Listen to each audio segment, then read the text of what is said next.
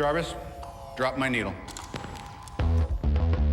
Hello, this is the hardcore legend Mick Foley, and if you are interested in listening to idiots, you came to the right place. Have a nice day. Woo! That's an attention getter. He's a very strange young man. He's an idiot. What we're dealing with here is a complete lack of respect for the law. Oh my God, he's an idiot. You know, of course, that you're out of your jurisdiction. Personally, I think you're an idiot. But that's the evidence in the car. But I was going into Toshi Station to pick up some power converters. Always like to keep my audience riveted. Greetings, ladies and gentlemen, friends and fiends, and welcome to Free Range Idiocy, the podcast about everything, but mostly just the stuff we like. Once again, we are approaching one of the high holy days of the professional wrestling calendar, and no, it's not the anniversary of that time Andre the Giant let out a 25-second fart in an elevator and damn near gassed Mean Gene Okerland and Lord Alfred Hayes to death. Oh. It's time for SUMMERSLAM! I wasn't ready for that. I tried to go full-on Vinnie Mac back in the day, and it didn't go well. What's happening? Who's going to win, and what will it all mean? As usual, we have at best a puncher's chance at getting this thing right, but that's not going to stop us from whipping out our prognostication something abilities and taking a shot at it in this episode 172, Slammin' Summah Bub. I am your Uncle Todd, and with me, as always, is the man who will more than likely don his vintage Hulk Rules cutoff tee for this Saturday's festivities. He has been my partner in Idiocy for over 2 decades, and is always time for a cheap pop. I give you the man they call Tim. Greetings and salutations, my friend. How are you? I'm doing pretty doggone well. Yes. Getting a little concerned when you're talking about whipping things out over there. I was trying to go with a Blazing Saddles reference, but you're just never going to top. Excuse me while I whip this out. You're not topping that ever, nor should you try. Nope. No, you Don't shouldn't. do it, especially in a job interview. Oh, just here to tell you, it ain't going to get you the gig. I know. Not at all. Not at all. But yeah, no, I'm doing well, kicking, getting by, healthy as always. Is there some reason that we shouldn't believe you, sir? No, not at all. Okay. All right. Do we need to reset this? Are we still? I think we do. Okay. We it's been a couple weeks since we've recorded, and yeah, I think we got to put a big goose egg on that one. Yeah, I told you not to eat all those devil eggs. eggs. Fell ill last week, so you have to hold it up. I can't see the number. Wait, up a little bit higher. There we go. 0. Okay. So now next week when we record, I expect that to be a green 7. So. I might lose it by then, honestly. I just found it. I brought it home from the office in with a lot of paperwork. I was like, "Oh, hey, look at this! What I can use." Then Patrick doesn't need it anymore. I had to do math to figure out what it was. I might still be wrong. I might have forgotten to carry a 1. It happens. Stranger things have happened. And how are you, continue sir? to. How are you, sir? Well, I think you already asked me, but I appreciate it. I'm doing pretty well. Doing all right. For the most part, staying on the right side of the grass, and there you go. Trying valiantly to stay out of trouble, but we all know that just doesn't work. And what are we wearing there, sir? I think you're wearing a particular tee. Let me talk to you. Very nice. Very nice. Yes, indeed. Little LA night. I on the other hand, am wearing my, as we talk SummerSlam, newly purchased Best in the World double lightning fist. As worn by the man himself last night. You haven't cut the sleeves off, though, to match. I don't know that we need to see that. Oh, come on. Couple tickets I don't have to the nearly gun impressive show. guns as Phil does, so. Maybe. Phil, actually, no, he's got some decent arms. I think he's got a little bit of this. He's a little spindly in the leg department, but you know, whatever. There's only so much you can do. Well, we'll see him in action this Saturday, so it'll be interesting. We will, and that is what we are going to talk about for the most part as we get into this. However, before we get into that, we have got an action-packed week in Geek. Holy moly. I mean, we are talking about some serious Marvel action here. So, you know what? Without further ado or a don't, let's dive in here. Here, Ray. It's looking at me. I like how the entire intro is Ghostbuster themed. So funky. Oh, we do now. Let me tell you, ladies and gentlemen. Holy, there really ought to be some sort of reaction for jazz hands. There should be. We should see trumpets and like confetti flying from the side of the screen. We should see some sort of New Orleans-based, marching band coming through. I mean, come on. Oh yes, you know what I mean? Like, let's do this right. If we're gonna do jazz hands. Let's bring the jazz to the people. Mm-hmm. So. But this week in Geek, it is loaded up because holy moly, we've had the San Diego Comic-Con, also known as the SDCC, and there are some major outcomes coming out of that Summah gun. Yeah. First and foremost, we'll just cut to the chase right now, and it's 4 words: different mask, same task.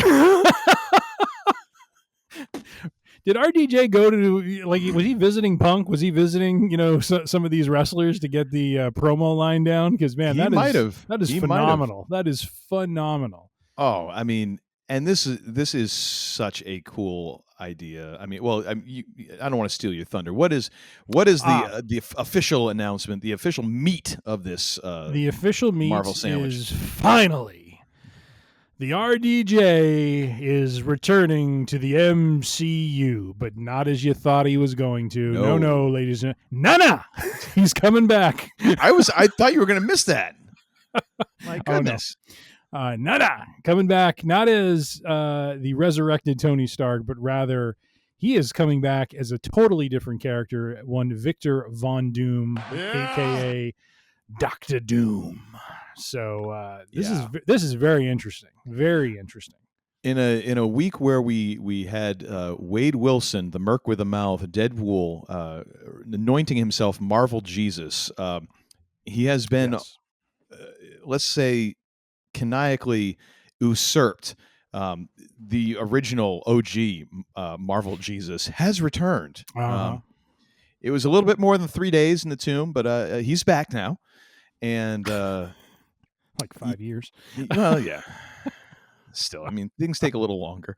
But yeah, this is huge, and this is like a gigantic course correction from the Kang debacle. And this, along with our next news item, really feels like Marvel is like, okay, if we got to back up some dump trucks full of cash in order to fix this problem, let's do that. Yeah. Like, we've got the mouse writing checks now. Mm-hmm. Let's try and write this ship. I think this is a great idea. It's a great way to play within the multiverse, and there is comic background for this. There have been times. There was a time when Dr. Doom actually took over the mantle of Iron Man. There has been precedence of, or there was talk. I don't know if this goes back to the comics because I haven't been able to read back into this very much. The idea that in a different reality, Tony Stark kind of goes down a dark path and becomes and changes himself to Victor Von Doom and all of this. But either way, I am excited for this because nobody chews scenery like Mr. Downey, and this ought to be interesting if nothing else. And if I'm correct here, we've got Avengers Secret Wars and Avengers Doomsday. The Kang Dynasty is no more. Yeah, so Avengers Doomsday, from what I understand, is what is replacing the Kang Dynasty. Yeah. And then Secret Wars was going to follow after that. Yeah, so now it kind of maybe it makes sense that they managed to job out Kang in Ant-Man and the Wasp. Now maybe that makes a whole lot of sense. I don't know. It's a beautiful day in the neighborhood, if you will. If you will. Taking out the trash, ladies and gentlemen. Wow. Did you have any inkling? I mean, any idea that this? Okay, me neither. Not at all. When I have in my keep notes that I do for Week in Geek, I mean, I stopped doing it after a while. There were just so many articles about, well, this actor could, become the new, basically replace and be Kang. This actor could be Kang. This actor. It was all about how are they going to replace Kang and keep it going forward. And, then there were rumblings of, well, maybe Kang is no more and they're just going to settle on all roads were going to go to Secret Wars. I don't have the background comic wise to know what that even means. What I'm understanding, and so the article we'll have posted in the show notes is from deadline.com, purveyors of all that is good and holy in the Marvel universe. I got a few cents for saying that. You and your affiliate programs. One of these days, this is how you're affording all these deviled eggs. Just got to build the portfolio, baby. Which, by the way, I do have a story about deviled eggs in a little bit. Of course you do. Of course I do. Hey, I texted Uncle rich, Todd. Get richer. And I think you call me a deviled egg bloodhound is what you dubbed me. So pretty much. I will share said story momentarily. But no, didn't see this coming. And without the background, apparently it makes, from what I've read in these articles, Dr. Doom plays a pretty key role in Secret Wars. So I guess this does make sense. There was an article I saw over the weekend. I didn't capture the link to it, but it happened to mention that one of the rumors was that potentially one of the big twists in Kang Dynasty was going to be that Kang was never going to be the big bad. It was going to be a twist where it was really Dr. Doom who was going to kind of come in and basically wipe out all Kang and all of his variants, basically, as this, kind of show of force to establish the character leading into Secret Wars. And so, but I think it's a great move. It's different. I hope what we see from the way they're going to portray the Victor Von Doom character is going to be a departure from Tony Stark. Like, we shouldn't have the snarky Tony, wisecracking sort of typical, character we're used to. Like, I'm really hoping RDJ comes in and is playing literally a very different character than we're used to him being. And that there isn't a hint, if they want to do a little, wink the eye at the, break the fourth wall a little bit of, the fact that he is who he is and he played who he played. But I think overall, it would be great if they just have that separation and just have him start anew as this other character and just let it fly that way. And I think it'll be fine. I think it'll be a good move for them. He's clearly up to the task of I think playing a role like that. He just won an Oscar for Oppenheimer, where he literally played the villain. And did a phenomenal job doing it. And so, I'm really excited to see where this is going. And I think it was a great move on their part. How about you, sir? It's a good old fashioned heel turn, ain't it? Amen and amen. Yes. They sent him away for a little while, let the fans forget about him, then bring him back. And now there's an excitement, but now we got to make that excitement turn into something like shock. There has to be something beyond the initial shock and glad to have you back. There has to be oh my gosh, this is a bad dude. Yep. Like, there has to be menace. And I think he can do it for sure. And I forgot if I saw this on Facebook. I must have been Facebook I saw, because I would have sent it to you if it was on Instagram. But there's a great side-by-side panel of, picture four pictures. The top two are RDJ as Iron Man and yellow and red Hulk Hogan. And then the bottom one is Dr. Doom and Hollywood Hulk Hogan. That's right. It's like the heel turn has happened. We're taking over. That's right. So, So I think this is really, this is going to inject some new, I think, energy and life into, phase 5, which I think is much needed. I think there's been a bit of malaise and a bit of, just a, Marvel hasn't felt special. You know what I mean? It hasn't had, I think Deadpool Wolverine had the gimmick of getting the two of them together. And we'll talk about that in another episode. Oh yes, we will. Because we both have seen it, and time to make the chimichangas, baby. Damn! Indeed. But, actually, you know what? I'm sorry. That doesn't deserve that. That deserves something else. Okay. I will take a sip as this. Glory!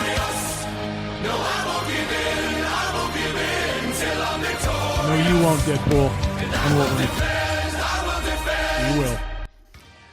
Yeah, that movie definitely deserved a little Bobby Roode magic there. It did. Yeah, no, I agree. Like it's been lackluster. Yeah.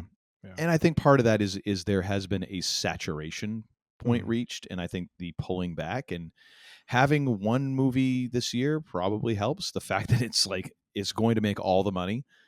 I don't think there's any doubt that they're getting more of my money. I paid to go see this, and I will be paying full price to go see it again. Uncle Todd is on the record of saying he will see it again.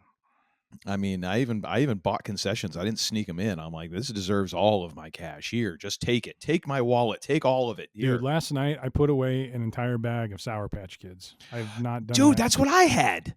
Did you really? Oh yeah, I downed the whole thing. And oh my god, I only made about 3/4 of the way through. I would have chewed through almost another bag. Holy moly! Oh, they're so the worst good. thing for you, but they're so good. So that and a seltzer. Had that. Oh, I didn't have seltzer. I just had water. But man, when you have the sour and then you drink the water, there's something going on there. It is. Oh, it's lovely. Yeah.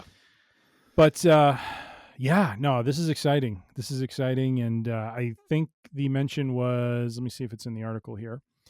That the movie. It's 2026 is when the movie. Maybe it's the next article. Let me just take a look. I think I just don't know when in 2026. They mentioned something about Doomsday. Oh, May of 2026 is when Doomsday would be coming out, and Secret Wars would be in May of 2027. So okay. So we've got to be getting Fantastic Four before that, right? I mean, because they were showing some images from that at Comic-Con. Oh, yeah, that's right. And it looks like as cheesy 1960s as you could possibly imagine, which I'm very anxious to see Pedro Pascal in that environment. That's going to be fan-freaking-tastic. I agree. I watched maybe a month ago. Watched The Unbearable Weight of Talent with Nicolas Cage and Pedro. Oh, so good. Yeah, so good. The is two that of them. The one that was called like Nick Cage? It was like about Nick Cage or something like that. It is. So yeah. Nick Cage plays Nick Cage. Right. Okay, that's what I thought. And Pedro Pascal was like this super fan, and oh yeah, the whole thing. It's bat spit crazy, but it is wonderful. Nice. Absolutely wonderful. Nice. Yeah. Very yeah. cool. So RDJ, man. And then Back in Black. He's coming back, and then prior to that, I believe they had announced, and this is exciting as well, is that coming back for both Avengers Doomsday and Avengers Secret Wars will be, drumroll, the Russo brothers. Yes, are coming back. Who the a huge piece, diabolical masterminds behind Avengers, Infinity War, and Endgame, and quite honestly, just again. Chef's kiss to that duology. One of the best. Well, they also directed. I want to say they directed all of the Captain America movies. Yes, even the first one. I think they might have. Let me look. You go ahead and. I think they did Civil War and as I mentioned, the other Avengers movies. But yeah, I think it's great they have them back. You're correct. They did not direct that first one, but they did do the others. Captain America, Winter. Let's see here. Yep, and let's see. Oh yeah, Winter Soldier, Civil War, Infinity War, and Endgame. Yep. Yeah. So I mean, and I really enjoyed the first one. I thought the first one was great. I think it set a great tone, but there was definitely a bit of a quantum leap in terms of quality, I think, with the second one. Then of course, third, Civil War was Avengers 2.5. Yeah, that's just what it was. Yeah. But they were fantastic, and I really believe this is part of the course correction for Marvel. Like whatever we have to do, because those guys have every reason not to do another one of these movies. They directed two of the most perfect comic book movies ever. Yeah. Why do you want to try to come back for that? Yep. And obviously there was some sort of really good pitch and probably really good money. Although I'm thinking the pitch has more to do with it, because I think those guys probably did all right off of Infinity War and Endgame if they had any kind of share off of that movie. Which I can't imagine they wouldn't. I mean, good God, the success they had with the previous two movies would kind of lend me to think they've got some sort of points on that. Yeah. So I'm guessing they're all right. So it must have been one hell of a pitch. But then again, also saying like, oh, and by the way, we're bringing back RDJ. Oh, you are?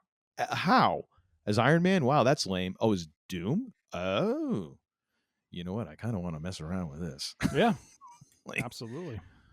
That actually, maybe that was just a pitch. They just, instead of sliding a piece, they've slid 2 pieces of paper across. One is like, all right, the first one has a number, that's your salary. But don't say anything until you turn over the other one. And the other one is just a headshot of Robert Downey Jr. You son of a bitch, I'm in. You suspect. Oh, wonderful. Wonderful. Yeah, no, I'm looking forward to that. That's going to be very interesting, especially knowing that you're going to have that in the capable hands of the Russo brothers. Oh, yeah. Yeah. Good times. Good times. Good times are ahead, and happy and positive times are ahead. But you know who's not got happy and positive times ahead of him? Because Feige nipped this in the bud. Oh. This is coming from, again, purveyors of all news in Marvel, in the MCU and the Marvel universe. Mm-hmm. From Murphy's Multiverse. That's right, called Murphy's Who Multiverse. the hell is this? I was waiting for one of your regulars. This is like Brand X. It's not Screen Rant. It's not, Wow, you really lost the big accounts, didn't you? Hey, it's the long tail I'm also trying to make a little bit off of as well. This is like Rocky Balboa the first time he came out for a fight and he had the meat market on the back of his robe. Good God. Live from Southie, it's Murphy's Multiverse. But title of this article is Kevin Feige and speculation about sequel plans for the Eternals.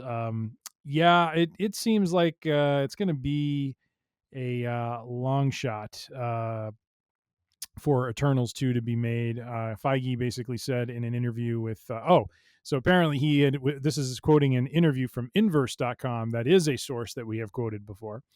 It's like second and third hand. But Feige made it crystal clear that the studio is not looking to develop a sequel to the 2021 film, saying there are no immediate plans for Eternals 2. So and then there's also a quote from actor Kumail Nanjiani, who played Kingo, who was one of the Eternals. He hasn't heard any plans of any action in any other Marvel movie or sequel. He says he would love to come back. He's kind of waiting to hear if it's going to happen. But he had a great time playing the character. It'd be a shame if he's sort of one and done, but the decision's not mine to make. So it seems the Feige has old yellered the Eternals too. So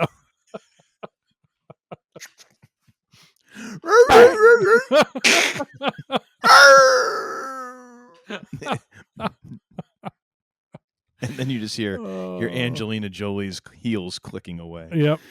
Oh, but sir, heartbroken about this news. Surprised, not surprised. The Feige has spoken. So say we all. I think that Eternals. It was not the best movie of all time. Let's just throw that out there as Captain Obvious point one. However, I think it falls short. It gets more of a bad rap because it's within this passel of very meh movies, and it's probably the most meh of the meh movies, which just makes it seem even worse. Like imagine Rise of Skywalker was amid like 4 other movies that were all kind of just like Rise of Skywalker. You'd be like, I hate that effing movie, and people already are like that. Yeah. So I'm not surprised at all.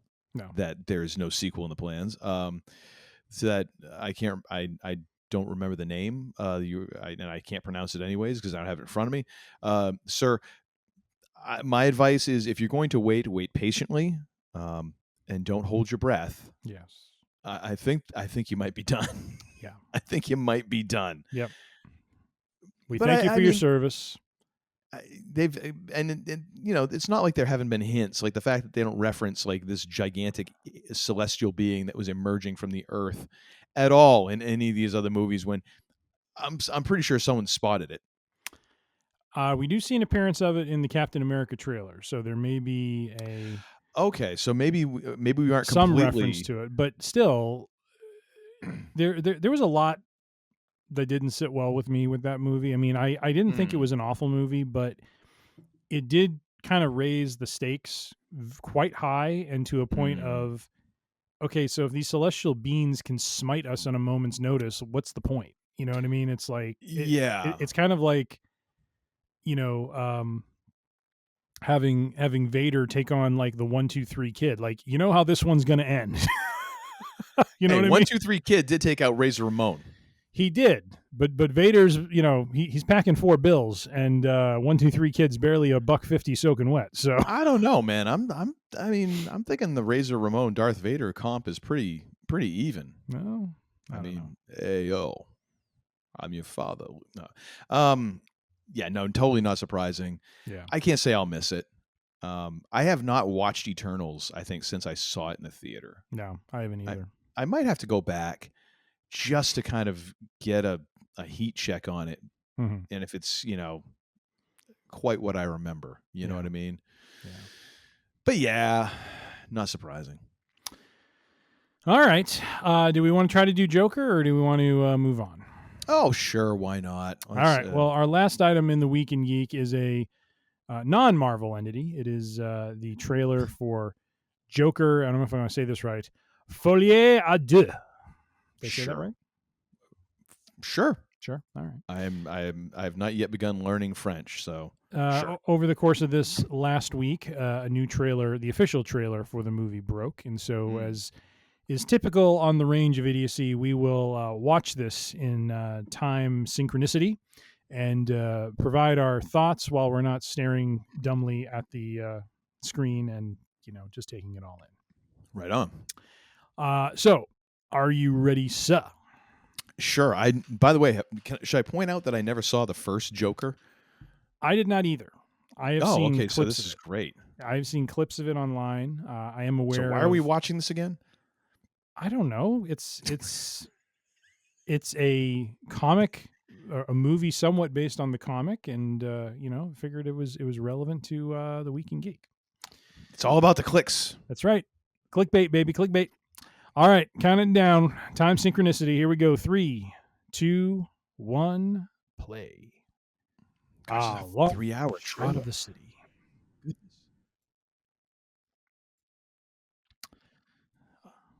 Arthur Fleck basically started a riot at the end of the last Joker. I love how Gotham looks different in every single iteration. Yep.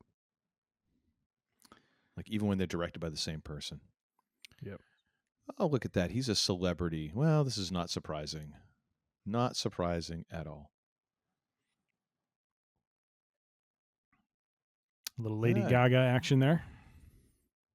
She's a very interesting cat. I can't quite make up my mind on whether I dig her or not. Like, it's very, we have a very odd long distance relationship. Virtually, of course. Yes. Oh, I do believe the first Joker was somewhat of a commentary on celebrity and, there was, some mental health stuff in there as well around his character and stuff. No. So, I know. And we had Bobby De Niro in it, so I mean. Yep.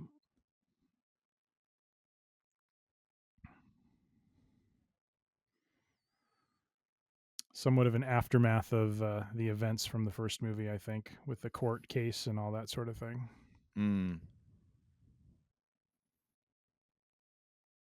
Is that Nat King Cole we got in the background? Could be.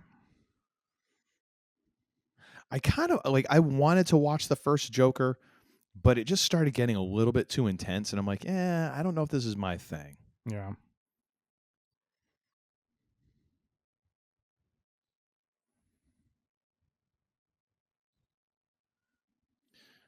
Yeah, this is interesting. Yeah. Dancing in the prison. Well,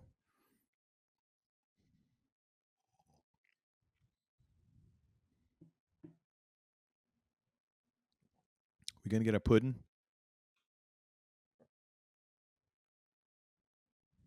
Oh boy. A lot of mayhem and chaos, baby. Now, I will say that if someone is going to replace Harley Quinn, Gaga's not a bad way to go. Nope.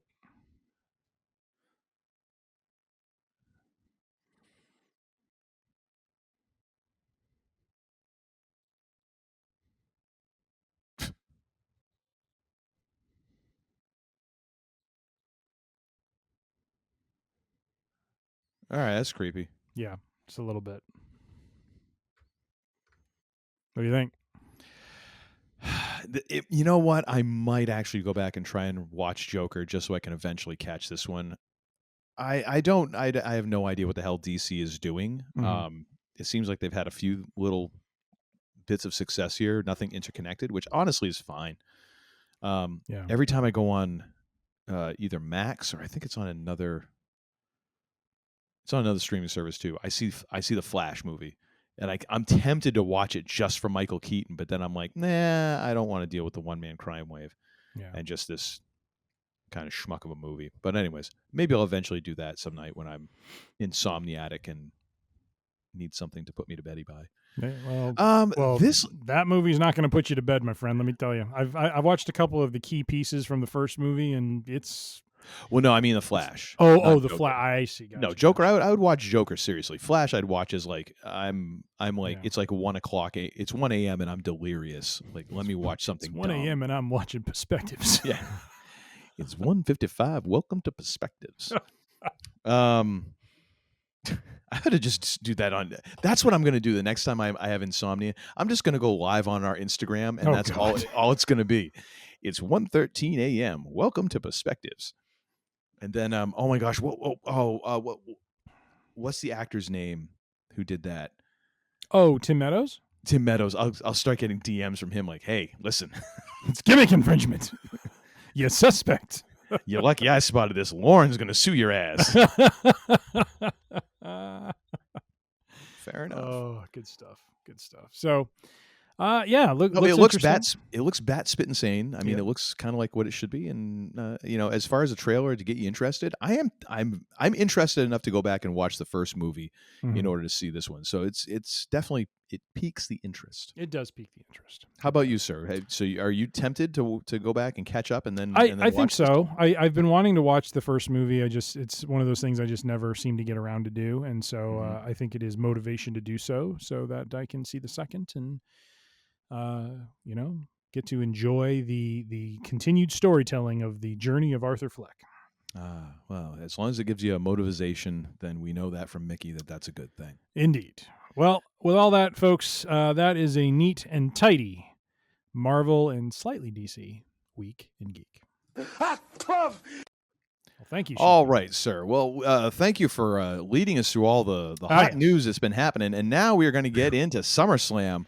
Which, wrestling. Looking at this card, this is rather incredible because there's been a lot of pay-per-views, PLEs that we have watched or we've recapped where there's damn near no stakes. Like there's no championships on the line. There's no, and even some recently that have been very light on title matches. This one is loaded for bear, almost like it's like a mini WrestleMania. It is. And it really kind of feels like that's what they're doing with SummerSlam. And to me it makes sense because I feel like Triple H is eventually going to move WrestleMania to get some, because if they're going to SummerSlam 2 nights and WrestleMania is already 2 nights, there's not that much. I mean, you got 4 months max in between those. I mean, if you moved WrestleMania to February, March even, it gives you a little bit more time to build that. Or I don't know, maybe with a new booking philosophy of like there's only 5 or in this one actually there's a lot of matches in this. Holy crap. 2, 3, 4, 5, 7. How are we gonna pull this off? Because I mean they've been going okay. Anyways, I don't count ahead of time, ladies and gentlemen. I don't count ever really. The 5 match events that we like Clash at the Castle, and I think you watched Money in the Bank. I mean, those have been running 2.5, 2. No, those have been almost like a strong 3. Like really? They are giving these matches room to breathe, and we're not talking like any in between, a lot of interviews or anything. It's pretty much just matches. Yeah. There's none of that backstage shenanigans. So and, this will trying to probably be do- 4. It's going to start 6 Central and probably run to about 10 o'clock if I had to guess, 10:30. Oh, wait a minute. It starts at 4? No. So coverage I think starts 7 Eastern, 4 Pacific. They're not going to dump one of these to the pregame, you think? Are they? From 4, well, let me think. What's 4 o'clock? So yeah, so the event starts at 7 Eastern, so 6 Central, so then 4 Pacific. So the pregame will be prior to that. So they'll probably do 2 hours before, I would imagine. So probably in Chicago here, it'll be 4 o'clock. Yeah, but they're not going to shunt one of these matches. No. Because they have had that happen. Haven't they been running one match? They may earlier? still have a match or two on the pre, but no, these matches are the main card. So Wow. yeah, and this is damn near close to a murderer's row of good matches. Like we're gonna have some interesting star rating discussions as we go through this. So yeah, again, this does feel like a very WrestleMania-ish lineup. There is only but one match that does not have a title on the line, and I would argue that match has a stronger story than any of the like maybe Cody and Solo are running neck and neck, but the one non-title match has one of the strongest stories I've seen in a match in a long time. Yeah, and that only because basically you're talking about what has come before and what we're all thinking is coming after. It really doesn't have anything to do. This is like the middle of the angle. Mm-hmm. Let's face it, that's what that one is. But wow, okay, so let's get into this. Where do you fracking start with this one? There is literally. I think we need a little cult of personality to start for talking about the first match, my friend. There are 3, I think, legit possibilities for a main event.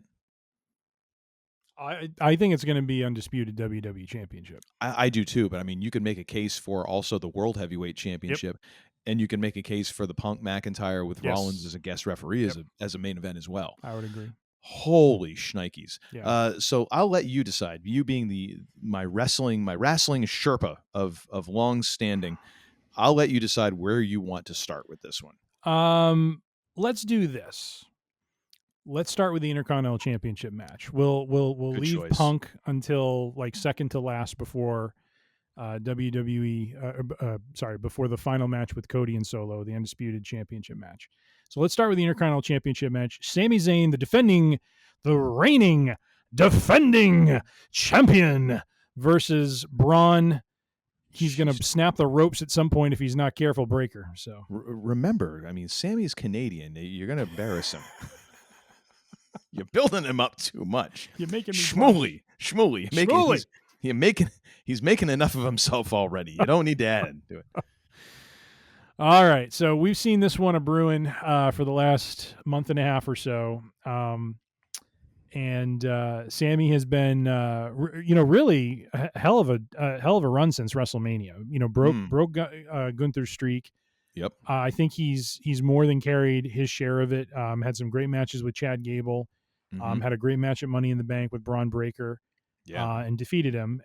But Breaker is looking to make a name, and I have a feeling the company is looking to get the Workers' Championship on him to start building his aura and building his legacy. And so there's a little Ultimate Warrior-ish building kind of going on here, don't you feel? Yep, 100%. I hope he brings back the neon belt. That would be kind of cool. Nice little throwback. I did see something kind of cool. I was watching clips of Raw last night on the train coming home on YouTube, and I got to say, I was really impressed. Sammy was fighting off. Who the heck was he fighting? I'm forgetting now. Forget who it is. I missed that one. I forget who he was fighting, but at some point, Braun Breaker runs in to interfere. He wasn't fighting Breaker. He was fighting someone else. And Breaker runs in to interfere and mess with him. And he runs into the ring and does the Ultimate Warrior, run, hit the ropes, and he was going to nail him with something. And frickin' Sammy comes in with a kick out of nowhere. And the way Breaker sold it, I can't do it justice, but if he's coming this way Yep. And Sammy hits him with the kick like this, like the way he contorts his, like it was like it perfectly matched the velocity of his movement. Like it was like his head got taken off and his body was like spinning out of control. Yeah. Because Sammy just hit him like, it like the irresistible force hitting the immovable object sort of thing. Yep. I think it's gonna be a great match. I think Zayn is obviously capable of putting on amazing matches. I think Breaker is a breakout star. He is as long as he stays away from any Steiner math, I think he's going to be okay. And he's got 141 and 2/3. There's only a 23% chance of that happening, combined with a 78% chance that it won't happen, combined with an 18% undecided. Then you throw in the 25% of the 78% that thinks that nothing's going to happen, and then you take the 23% of the 18%, and you add all that up, and that's how it works out. And that's the way the cookie crumbles. But I'm going to go with Braun Breaker winning this one. Really? Yeah, I think he's going to win. I think he's going to earn his first major championship. I think he's going to go on a bit of a Goldberg tear with the Intercontinental Championship. Because I think, in a way, that will free Sammy up for what is to come, which we've talked about on prior episodes, that if we are marching toward a Bloodline Civil War Games at Survivor Series, we got to have Shmuley freed up to once again take his mantle as the honorary Oos, and I think him yielding the title to Breaker in a highly contested match is the way to go. So I'm going to go Breaker, and I'm going to go with a star rating of 4.25 on this one. Jeez, I think Uncle Todd needs one of those Star Wars seatbelts to hook himself in. What the hell just happened? Going right for a bear right out the gate. My goodness. Hey, I didn't go 5. I went 4.25. It's not going to be perfect. Jeez. It's Shmuley. He's going to put on a good show. You know what? You talk me into it with Breaker because the timing does work out, because you get September, October. Well, I mean, this might be a little bit long. I wonder if there is part of me that wonders if they don't keep the belt on Sammy and try to keep this thing percolating until it happens in September. You know what I mean?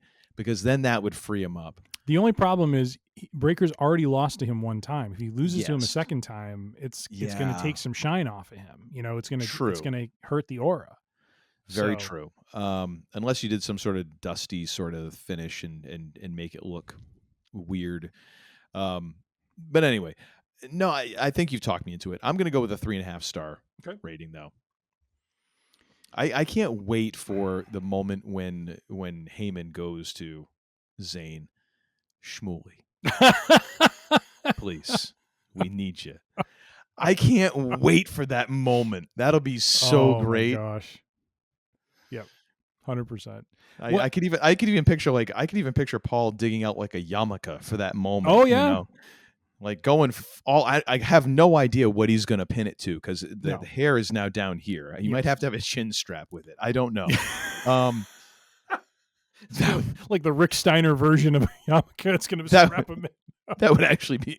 You know what, Paul? Please, can we do Make that? this happen, please, Paul. I mean, I know it's like borderline like sacrilegious, but I mean, come on, it's wrestling. We know you're in. Do it for Shmuley. All right. Yeah. One thing I do want to mention before we move on to the next match, as we do these picks. Yes. All picks are final and locked in. I'm just saying.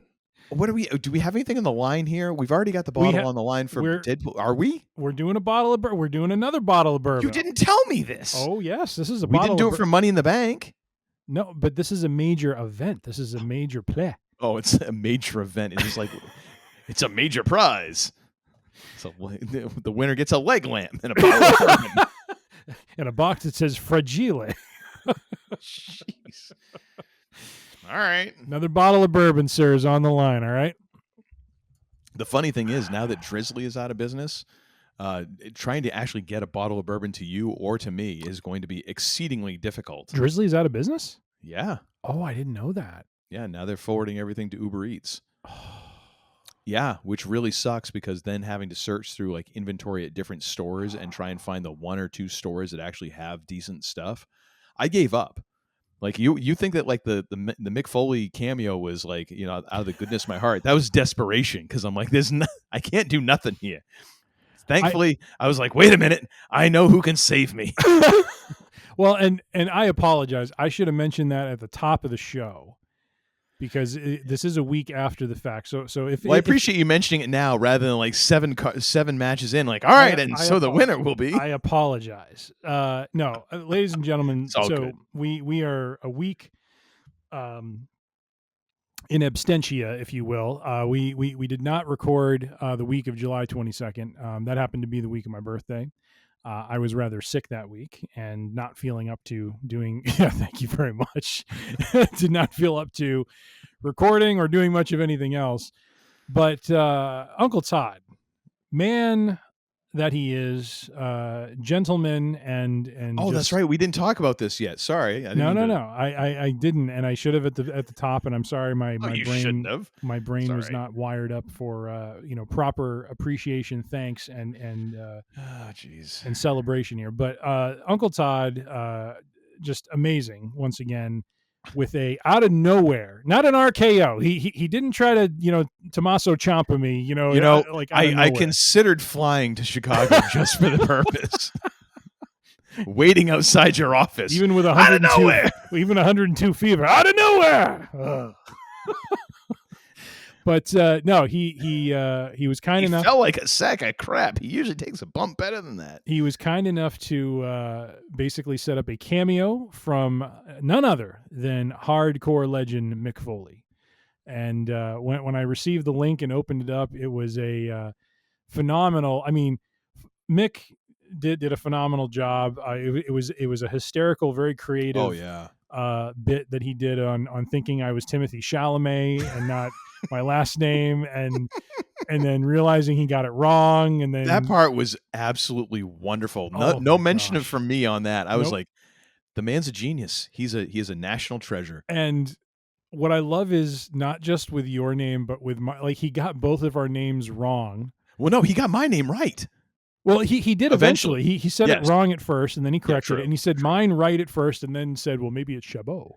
Yeah. But and then he somehow referenced then into like a Hallmark movie with Lacey Chabert. So yeah, which was really funny. Yeah. But no, it was, and I texted Uncle Todd many thanks, but one thing I texted him a couple of days later, because as I was sick, I would watch this every so often because it was funny. It made me laugh. It was great to. And you're having fever dreams. I was having fever dreams, but it was new every time. You're like, hey, look, I got a text. Your wife is like, yeah, you did. but I texted Uncle Todd and I said, could you believe back 20, 30 years ago when we were sharing an apartment watching Foley on... It's 20 years ago. Dear God, we're not that old. Raw is War at the time, during the Attitude Era, that not only would Uncle Todd physically face-to-face meet Mick Foley and get him to record an intro bit for this show, but that he would then utter both of our names in the same video clip in a cameo. So I thought that was just top notch. My if I had a hat, I would take it off to you, sir. But thank you very much. It was a very pleasant surprise, and it was wonderful to hear from Mick. Always a pleasure. So. Well, I appreciate that, and it was my pleasure.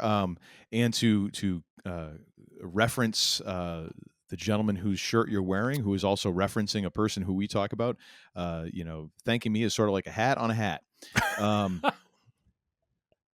Punk is just living life. He's living his best life now, just referencing Uncle Corny on air. Like, what are you gonna do? and Uncle Corny he's given respect to Corny. You know what? If this is somehow like a deep work, to somehow then have Jim Cornette come out in his corner, that would be wonderful. I mean, but the thing is, then like who else is going to be able to be on Raw? Because the two of them would just talk for 3 hours. Yeah, basically, and it would be compelling. Basically, yeah. But anyways. I just loved a couple of months back when he's like Mussolini. I mean, he literally did it exactly the way that Uncle Corny does it on his show. I mean, there was no doubt what that was about. And I'm just like, oh my God, Corny must be loving this.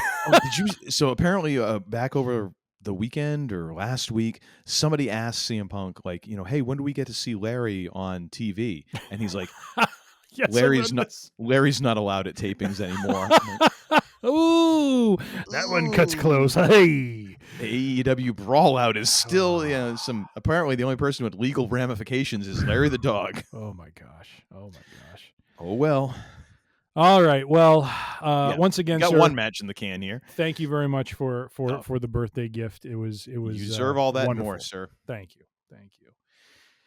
All right. Well, let's move on from Shmuley and the man who breaks things. Let's move on to the longest reigning United States champion who's defended the title only twice versus let me talk to you, LA Knight.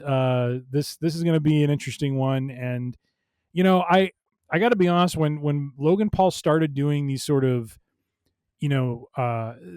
doing these matches at these big events, it kind of pissed me off a little bit because of the fact that there's a lot of other talent that could be plugged into those roles and that sort of thing. But I got to be honest, like, he's really surprised me with his ring work and the way he's able to tell a story with these guys, with the guys who are doing it day in and day out.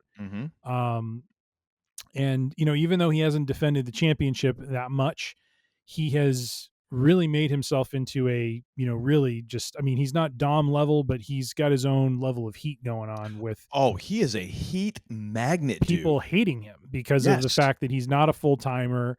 He's coming in, he's holding this prestigious belt and barely is around to defend it. He's everything that wrestling fans hate about celebrities who get into the wrestling business, so to speak. And then you got LA Knight, who is a great opponent for him, guy who's been working his way 20 years. He's finally hit his stride. He's got a great gimmick. He is the megastar. He is one of those top guys. Yeah, but he hasn't won that title yet. And this is a great match that I'm really looking forward to. I'm in the bag for LA Knight. I think this is his crowning moment where he wins what I think we collectively feel is probably one of the most beautiful of the championship belts, the United States Championship. So it's not even a debate, right? Yeah. As of right now in the company, it is the best belt. Second being the World Heavyweight Championship. Yep. Not even a question. Not even a question. Which, by the way, this Saturday I might have the United States Championship in my house. That's right. I'm going to take pictures with it around the waist, over the shoulder. I'm going to be holding it like Cody. I'm going to be like, I want to see you wearing it on the scooter. I'll make that happen. That's what I want to see. I'm going to have my son record me as I ride my scooter down the walkway with the United States Championship. I want to see you hit a jump, and not even like a good jump, like a jump that we used to make when we were kids for our bikes, like a couple of cinder blocks and a rickety ass piece of plywood. Okay, now you're pushing it. Ends in the middle. I'm gonna ding that belt if I do that, sir. Good Lord. Well, it's not your belt. You didn't pay for it, so. I don't want to ruin it. I want to, I also may have the World Heavyweight Championship in my house as well. So. Like the new one? The new one, the one that Damian Priest holds. So I'll make sure I get plenty of that dude's got some impeccable taste in wrestling belts. Oh, yeah. Yeah. That's, that's a good I think he's got it with the Seth Rollins nameplates on the side, too. So it's good stuff.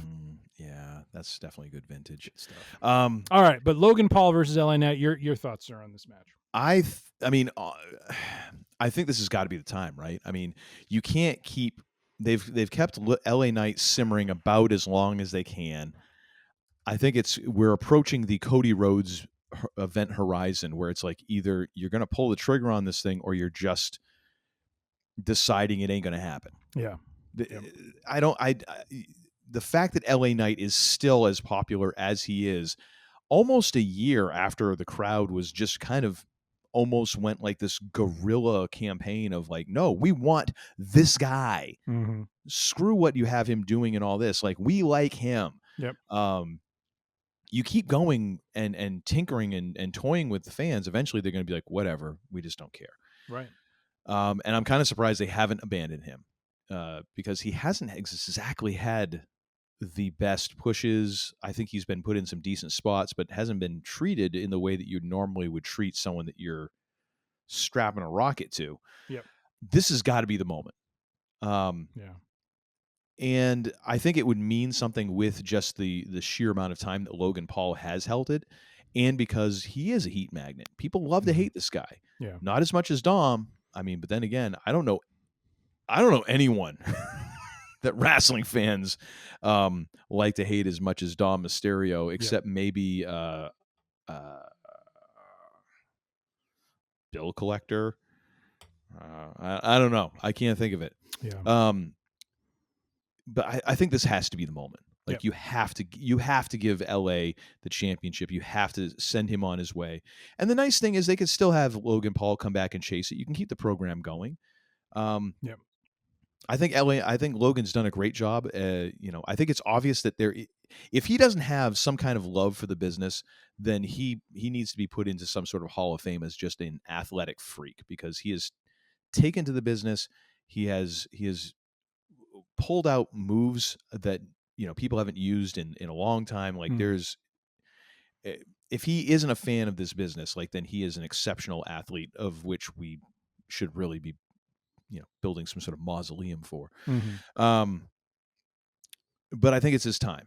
I think it's time for him to do business, and then he can come back and chase it for a little while, and then he can go away, and they can bring him back whenever they want, and obviously people will still boo him. But I think LA Knight is going to go over on this one. I'm going to go with a 3. I'm going to go another 3.5. I don't feel like this has to be a technical masterpiece. No. I think a lot of the emotion can carry this through. I think this could even be one of the shortest matches on the card. Because I think that you want to keep this going. Yeah. Because I would think you'd want LA Knight to beat him, and then to have Logan Paul chase him a little bit and keep that going, because I don't know what else they're going to have. I don't know who else they would then flip LA Knight into immediately. Yeah. Good God, it'd be nice to see him fight Shinsuke. That would be kind of cool. That'd be kind of cool. But I don't think there's any rush to get this over with. Yeah. Because he can come out and talk, Logan Paul for another month or so, and then just have another match without having to have him in the building. So, no, I think LA Knight. Let's give it 3.5 stars. What do you say, sir? I'm going to go 3 3/3 is where I'm going. I always feel like we're doing Star Search. I just hear Ed McMahon's voice in my head. 3 3/4 star. As he's half in the bag. Yes.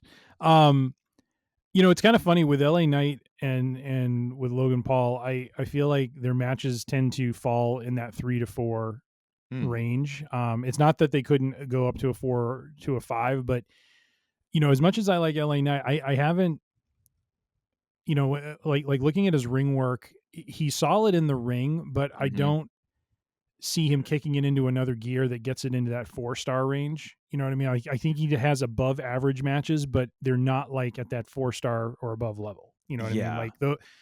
Between 4 and 5 stars is serious drama, serious ring work. That's like Sammy and Gunther, right? I mean, there's just a lot going on in that match to get it to that point, both from an action perspective and a story perspective. True. I think they have a good story. I just don't know that the action necessarily. I mean, he's not a technical wrestler. He's I don't know exactly how to categorize LA Knight. He's kind of a bit of a brawler, a little bit of a technical wrestler. He's kind of a mix, I feel like he's a bit of a, we know that he idolized Bret Hart, and that's kind of where he got the look for his ring boots and stuff like that.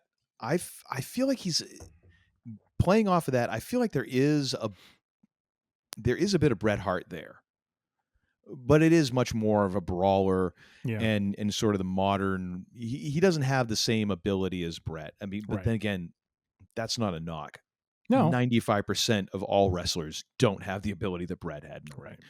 But I think that I think a lot of his matches have suffered from the fact that it hasn't had the same stakes. I think now we're gonna start seeing some stakes and putting him in a higher profile position. I start to wonder if some of what he doesn't start to shine a little bit more now that you have some more spotlight on him. Yeah.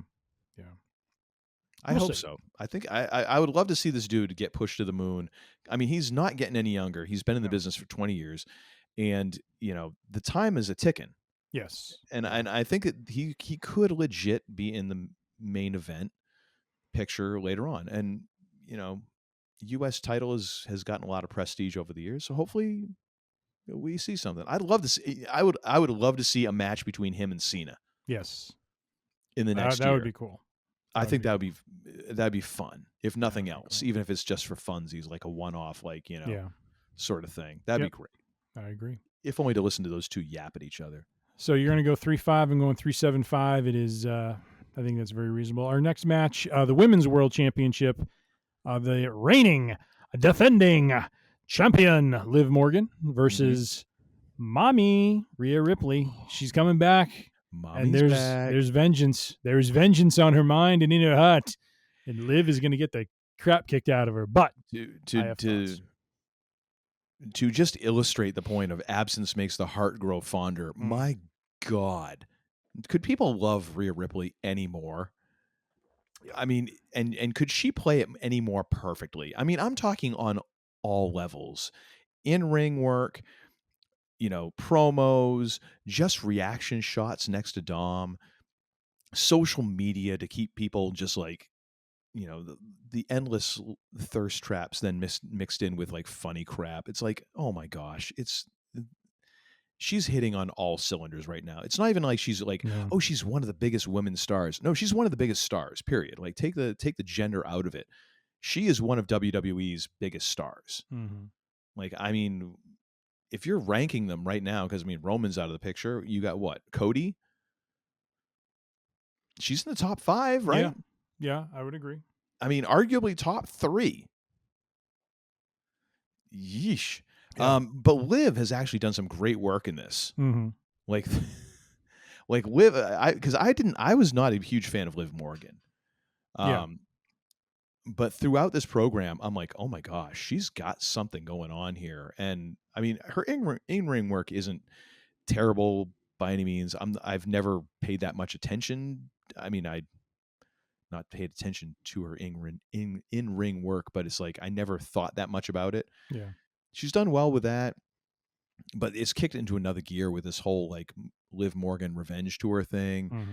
I'm interested to see how this match is going to play out, because the thing is, you look at Rhea versus her, and it's like the Jolly Green Giant stepping on a roach. Like this should be over pretty quickly. Yeah. But we also know that in big matches, at the right moments, Rhea sells like a mofo to make other people look good and believable, and does that about as well as anybody. Because if you look at her physically, she should just be it's like Charlotte Flair. Like she should be annihilating everybody. There's no question. She's so athletic. She's so powerful. She's bigger, stronger, all of those things. But she manages to make it believable. Yeah. So I'm actually very anxious for this match. I think Mommy takes it. Really? Well, all right. No, I'm not questioning it. I'm just no, because here's the thing. Like, I wonder if it's better for her to be chasing, because obviously they're trying to turn her babyface, which is difficult to do. Actually, know what? No, change. Liv Morgan's going to win this. It's a double cross, because you've got to have Liv Morgan as the heel. I think Dirty Dom double crosses and goes with Liv, and Rhea loses, and then we continue this storyline. All right, that's the smart play. And I'm going to go with a 3 3/4 stars on this as a rating. Really? I'm actually going to go. You're going to go like 4.5. I'm going to go 3.25. Oh. I'm docking a little because of Liv's work. I don't know that she's not going to like that. She's not, but it is what it is. But that's where I was going to go. Is I think all of the last couple of weeks has been a red herring. I think Dom is going to turn on Mommy. And is that a Clue reference? Yes, basically. Thank you. Okay. Communism was a red herring. I got to go back and watch that flick again. So good. That was a surprisingly good film that was based on a board game. It's like the only good one, because I mean we've seen Battleship. Although that almost falls into like it's so bad it's kind of good, as opposed to American Warship, which is just all bad. That's never coming out of the vault. No. Never. No. Never, ladies and gentlemen. Nope. That's the lost episode. That was back in the dark days of lockdown. And it showed. And it showed. I'm glad we don't have that on video because I think I was clinging to the desk by the end of that, just like, make it stop. We were just like, good Lord, when is this over? Yeah, I'm going to go with Morgan as well. I same reason. I think Dom's going to turn on Mommy. I think it's the only way this to is keep all him going to heel be a in her play. face, right? Yes, this is all going to be a play. Yeah.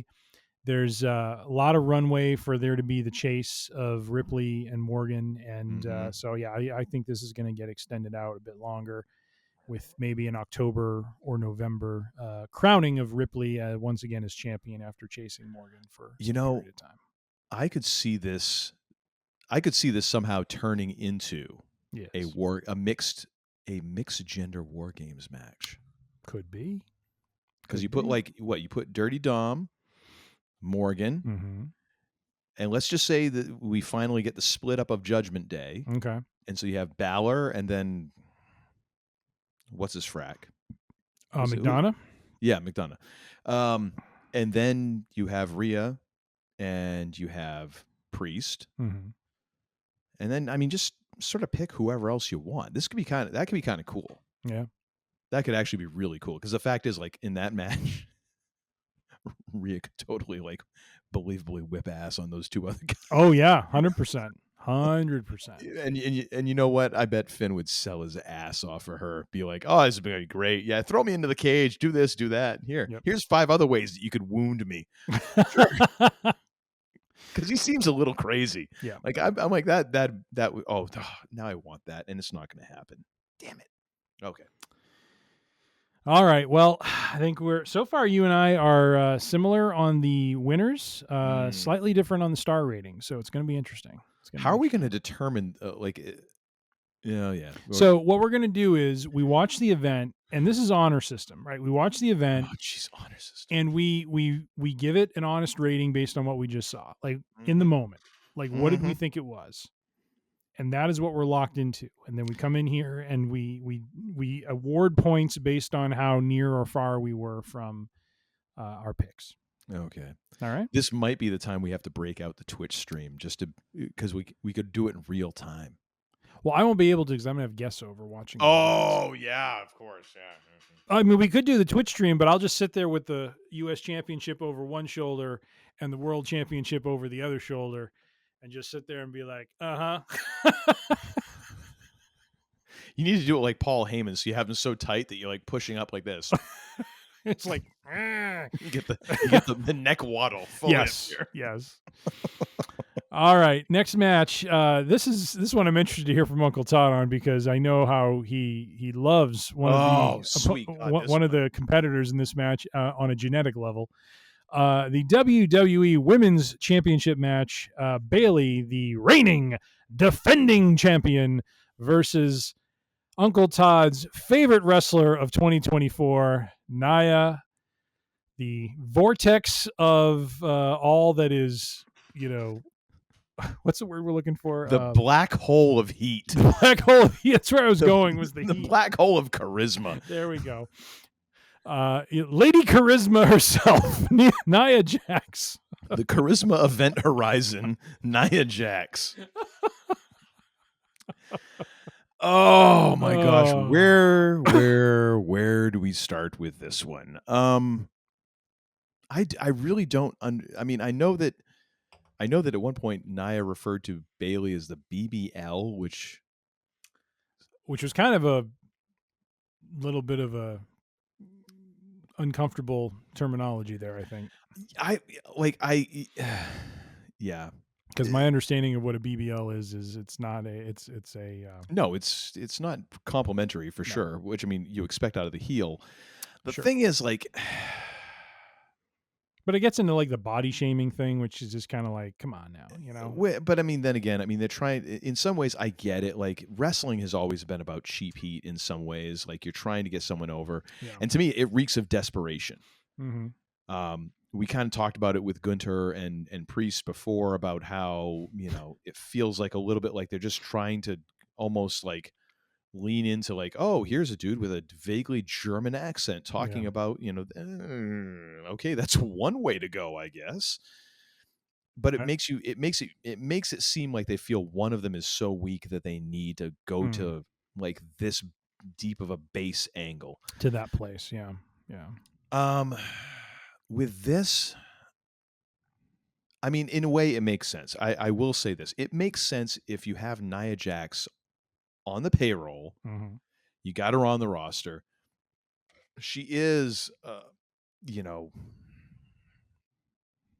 from a physical standpoint, she is the most dominating physical presence in the women's division. Maybe aside from like Piper Niven, if you're just talking about someone who's like, you're not going to lift them off the ground, you're not going to do this, you're not going to do that, whatever. So there's that element. There's the Andre element. Let's put it that way. Like, can you get this person off their feet, kind of thing. You got to have her challenge for the championship. You got to, because otherwise it's like, well, how is she not? How is she not worthy? How is she not just like grounding everyone into powder before her? However, the reason why you haven't done this is because she can't fracking talk or work without hurting somebody or almost hurting somebody. Like, you assume that maybe she got along with Shayna Baszler because they were tag team partners for so long. And then during the Rumble, she basically dumped her out almost on her head. Yeah. Like, I mean, I get the idea, like what you're trying to do, Paul, but sweet baby Jesus in the crib, it's at some point you got to like just say like she can't talk. Yeah. At all. Mm-hmm. Like when she has an okay promo, you celebrate like, oh my gosh, she just won the Lincoln Douglas debates. Like, no, she just didn't crap her pants on live TV. What do we really need to celebrate that? Like, that's kind of the table stakes here. My heart says I really hope that Bayley wins and that this goes away and that this is kind of like a stepping stone into another program. There's a very dark place in my brain that says that they're going to book Nia Jax to win, and then we're going to have Bayley chasing, which I guess I could see working if Nia Jax could, one, work without hurting somebody, and two, could talk any better than I could.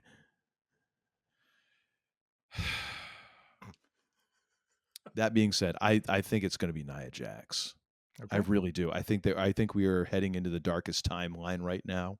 In spite of my overall optimism in the rest of the world right now, like I think that this is what they're going to do, and in some way it makes sense for business, but it hurts my soul. I'm going to say let's put the star rating at this one at like let's put it at a 1.5. Wow. Okay. And I want on the record that is going to rest mostly on Nia Jax because she's going to be bringing about a negative 4.5 stars. Because she just might well twist Bayley's arm off by accident. Uncle Todd, not one to mince words. So I'm going to agree with you on the winner. And if she twists her arm off, then Bayley, like the good soldier she is, like Arn Anderson told Mick Foley way back in the day, like if he has a heart attack and dies in the ring, you will pull him on top of you to pin. Because she is that much of a professional. She'd be out there with one arm, like the knight in the Holy Grail. Like, it's merely a flesh wound. Minute. I'm going to go with Nia Jax as well. I think from a booking perspective, it is. I don't know that Bayley's run has been quite what they had hoped it would be. I mean, I think she's done a great job as champion, but from a heat and interest perspective, I look at Cody's run. I look at what Morgan's been doing as the women's world champion. There's been interest. There's been heat. There's been something to it. Bayley, I'm just not feeling it. And I wonder if she's just one of those folks where the chase is what really gets the fans engaged with her and on her side. And so I'm thinking Nia is going to win. I agree with you that I think this is going to be probably one of the weaker matches of the evening, because there's only so much Bayley can do to work with Nia Jax. I'm going to be a little more optimistic and put it at a 2.25 star. Now, the one question I would have for you. Yes, sir. Because I can see your point. I don't think they've done Bailey any favors right from that like weird ass Egyptian entrance that they gave her. Yeah, I don't know what that's about. Which I was like, she's neither Egyptian or like in actual real life, or has any link to that. So I'm not really sure where we had that. It's like, who the hell guest booked that entrance? But also like she also got she was the sacrificial lamb for, like, well, we need to, we've got Clash at the Castle in Scotland, and we've only got like what, 2 Scottish wrestlers on the roster. So guess what? You get to face Piper Niven in a feud that has like 2 weeks worth of buildup. Yep. Go get him, kid. Yeah. She had a huge amount of a groundswell of fan support into winning the championship. That side of the championship, honestly, like that championship has not been booked well at all for the past year and a half. No, because they didn't do anything when it was on what's her face from Damage Control. Io Sky. Io Sky. I could barely remember who actually had the championship because again, it was like kind of meh. But also, I think this goes to the lack of cultivation of the women's roster. I think they need to get those secondary titles in there. They need to get some folks established as kind of the workers. And get cultivate a set of contenders that I think are compelling. I think unfortunately for the women, there's only a few matchups that exist that hold the same kind of juice as what you see on the men's side, and that's not the women's fault. I think it's the unfortunate byproduct of them not booking the women in a way to build up some of these characters in a compelling way, so that when they do challenge, it means something, and so I think, Bailey and Nia is one of those rare concoctions where you do have 2 names that are kind of established. You kind of know who they are, but given where they are right now, I mean, if this was in a different setting, I would say Bailey goes over, but I think there's something to be said to put the belt on Nia and have her go on a couple month, heel run and maybe have Bailey reclaim it back in Survivor Series. So yeah, that's where my head's at. I think it just, unfortunately for Bailey, like the Bailey Piper Niven match is a great example of that. It's like in any other sort of setting, like if you think about it on the men's side, there's certain contenders where you can plug, guys in with Cody where it would be a compelling match, regardless of how much that opponent has been built up as a world title contender, Yes. And with Bailey, unfortunately, and the women, it's just not, the juice isn't there. Like no one went into that Piper Niven match expecting her to win. Yeah. Well, the other issue is that I don't think they've got a bunch of possibilities. Yeah. I don't think they have anyone who's ready. No. And the other thing is you're also dealing with the fact that, like, let's face it, Rhea Ripley over the last like 2 years, runaway freight train. Yes. Yep. And I don't think, and as much as like Triple H and everybody might have thought like she's got something, and I think they did. Because once she started getting away from vanilla Rhea Ripley and started getting more close to kind of who she is, which is what most wrestlers have said is like the best characters are essentially the person turned up to 11. Yeah. Like, or one aspect of that person turned up to 11. And this is like, this really seems to be who she is, or an aspect of her just really ratcheted right up. Because it definitely plays up a lot of things, but there's also like, just like paying attention to her personality. There's like seems to be this really goofy, like awkward side to her, which comes out in social media from time to time, which I'm like, that's totally winning people over, even though it doesn't show on TV. Again, it's just like where she has orchestrated this so fracking well. Good God. But that's the other side of the women's division, like the other championship belt is competing against this. Yeah. How do you compete against someone who's like, is riding this like once in a generation wave of popularity across like not just like the women's division, but also the men's division? Because I think there's a lot of times like she's come face to face, like she's friggin' stepped up to like Randy Orton, different like male wrestlers, and people are like, yes, let's see that match. Right. Right. Like they could, I mean, you could tell me like, oh yeah, by the way, we're going to have Rhea Ripley, Randy Orton at the next WrestleMania. I'm like, I'm in. Yep.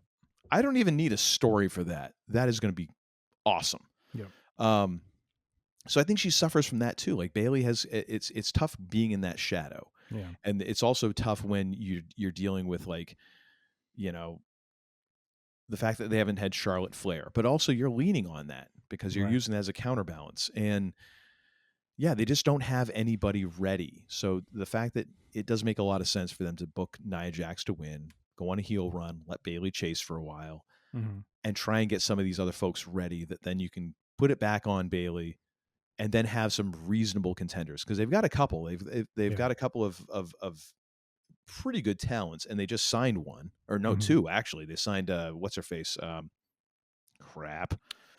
They signed, she's called Julia, I think, or Gulia. Yeah, she's going to NXT, but there was the other one that debuted in Mexico City.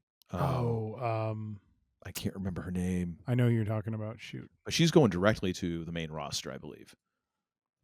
Julia's going to NXT, is what I read. And then this other woman is going to Vasquez, isn't it?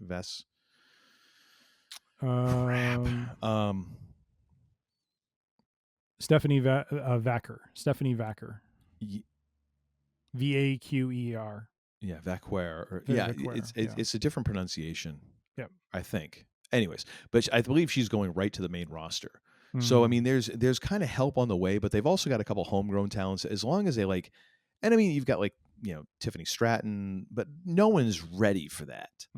100%. So yeah, unfortunately, we're going to get stuck with Nia Jax. And on that note, I'm going to refill. All right. So Uncle Todd had Nia Jax winning with a 1.5 star rating. I have Nia Jax winning with a 2.25 star rating. We're going to move on to our this will be third from the last match that we're going to do here. Damian Priest, the reigning, defending world heavyweight champion versus excuse me, El Campeon. Oh, I'm sorry, El Campeon. Which I do appreciate how they've done that with Priest, where it's like, oh yeah, Senior Money in the Bank. I'm like, yes, it's so easy, but yet it's beautiful. I love it. It's versus my favorite name, the Ring General, Gunther. I'm waiting for. Actually, you know what? So I watched the Three Amigos with a wife the other night. Oh my gosh! Wow. Oh my gosh! That's a callback. Oh, it's great. But the thing is, I would love to see Priest when he fully rotates to face. Yes. Embrace like El Guapo. Oh, jeez.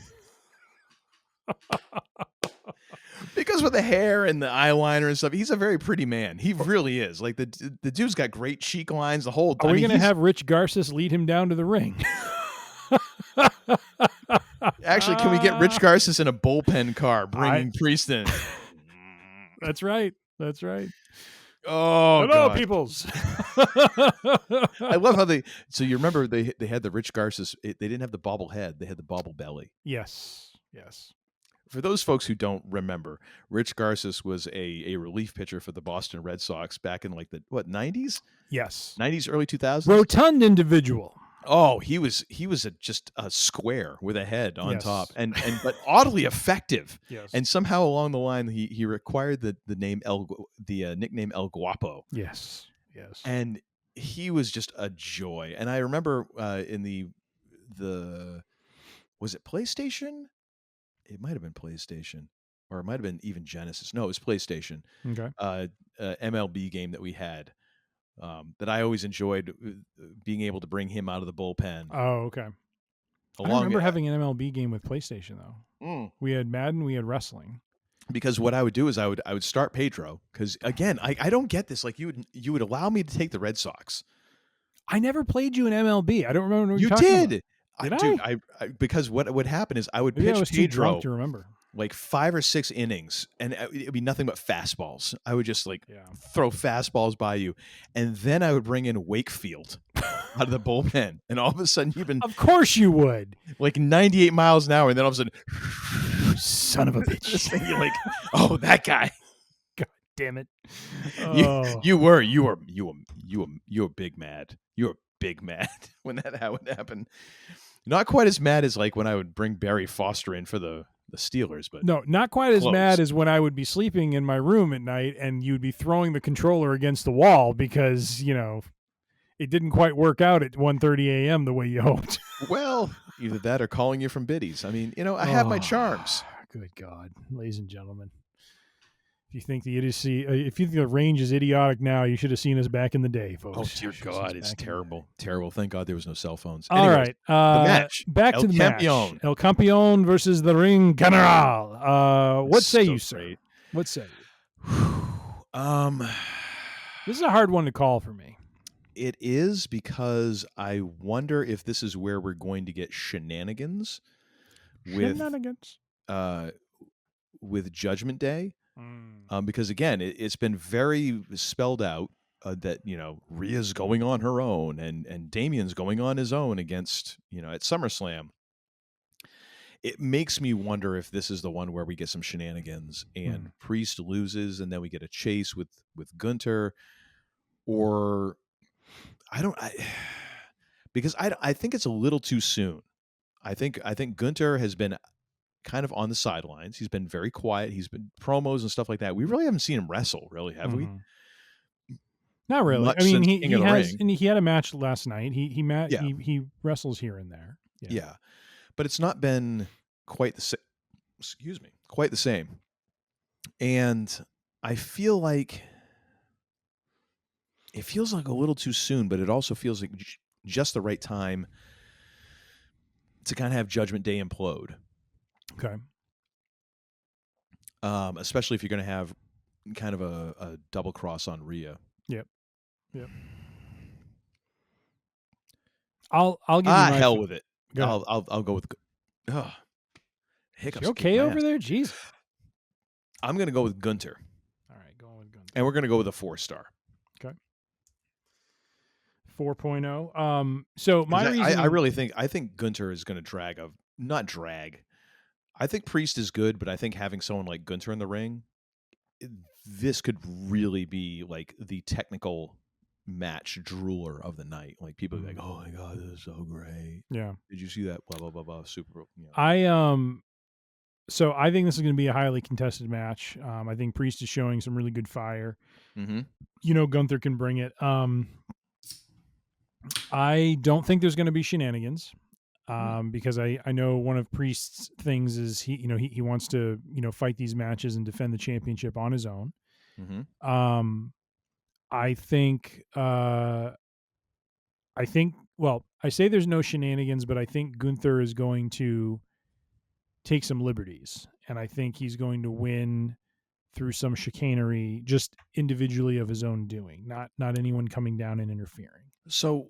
Okay, so I got a question. Like, how do you mean with that? Like, are we talking a ref bump? It could are we talking like it could feet be on pulling the ropes? the tights. It could be because that feels so like it feels like such a betrayal of the character that it would almost be like because his heel persona is just that he's that much better. So the idea of him actually like cheating in that way. Right, but he's talking about how Priest is, street trash and he's so much better, but in order to beat the street trash, he has to cheat because he actually, he feels he can't do it on his own merits. Okay. And I think that makes him an even more diabolical heel at that point because, to your exact point, it betrays the very thing that he claims to be. But he's doing it because he wants the championship. Yep. He sees his value as champion. And it's not that he's a coward champion after that. I think he's more than happy to defend the belt, but in the moment of this match, he betrays a bit of who he is in order to overcome what he thought was going to be the one that he could dispatch very easily. That's a great idea because, I mean, how many people, it's like, what can make you worse than this and that and the other? It's a hypocrite. Yes. Fantastic point, dude. Oh, great. Good call, sir. Thank you. And, another 4.25. I'm going to go 4.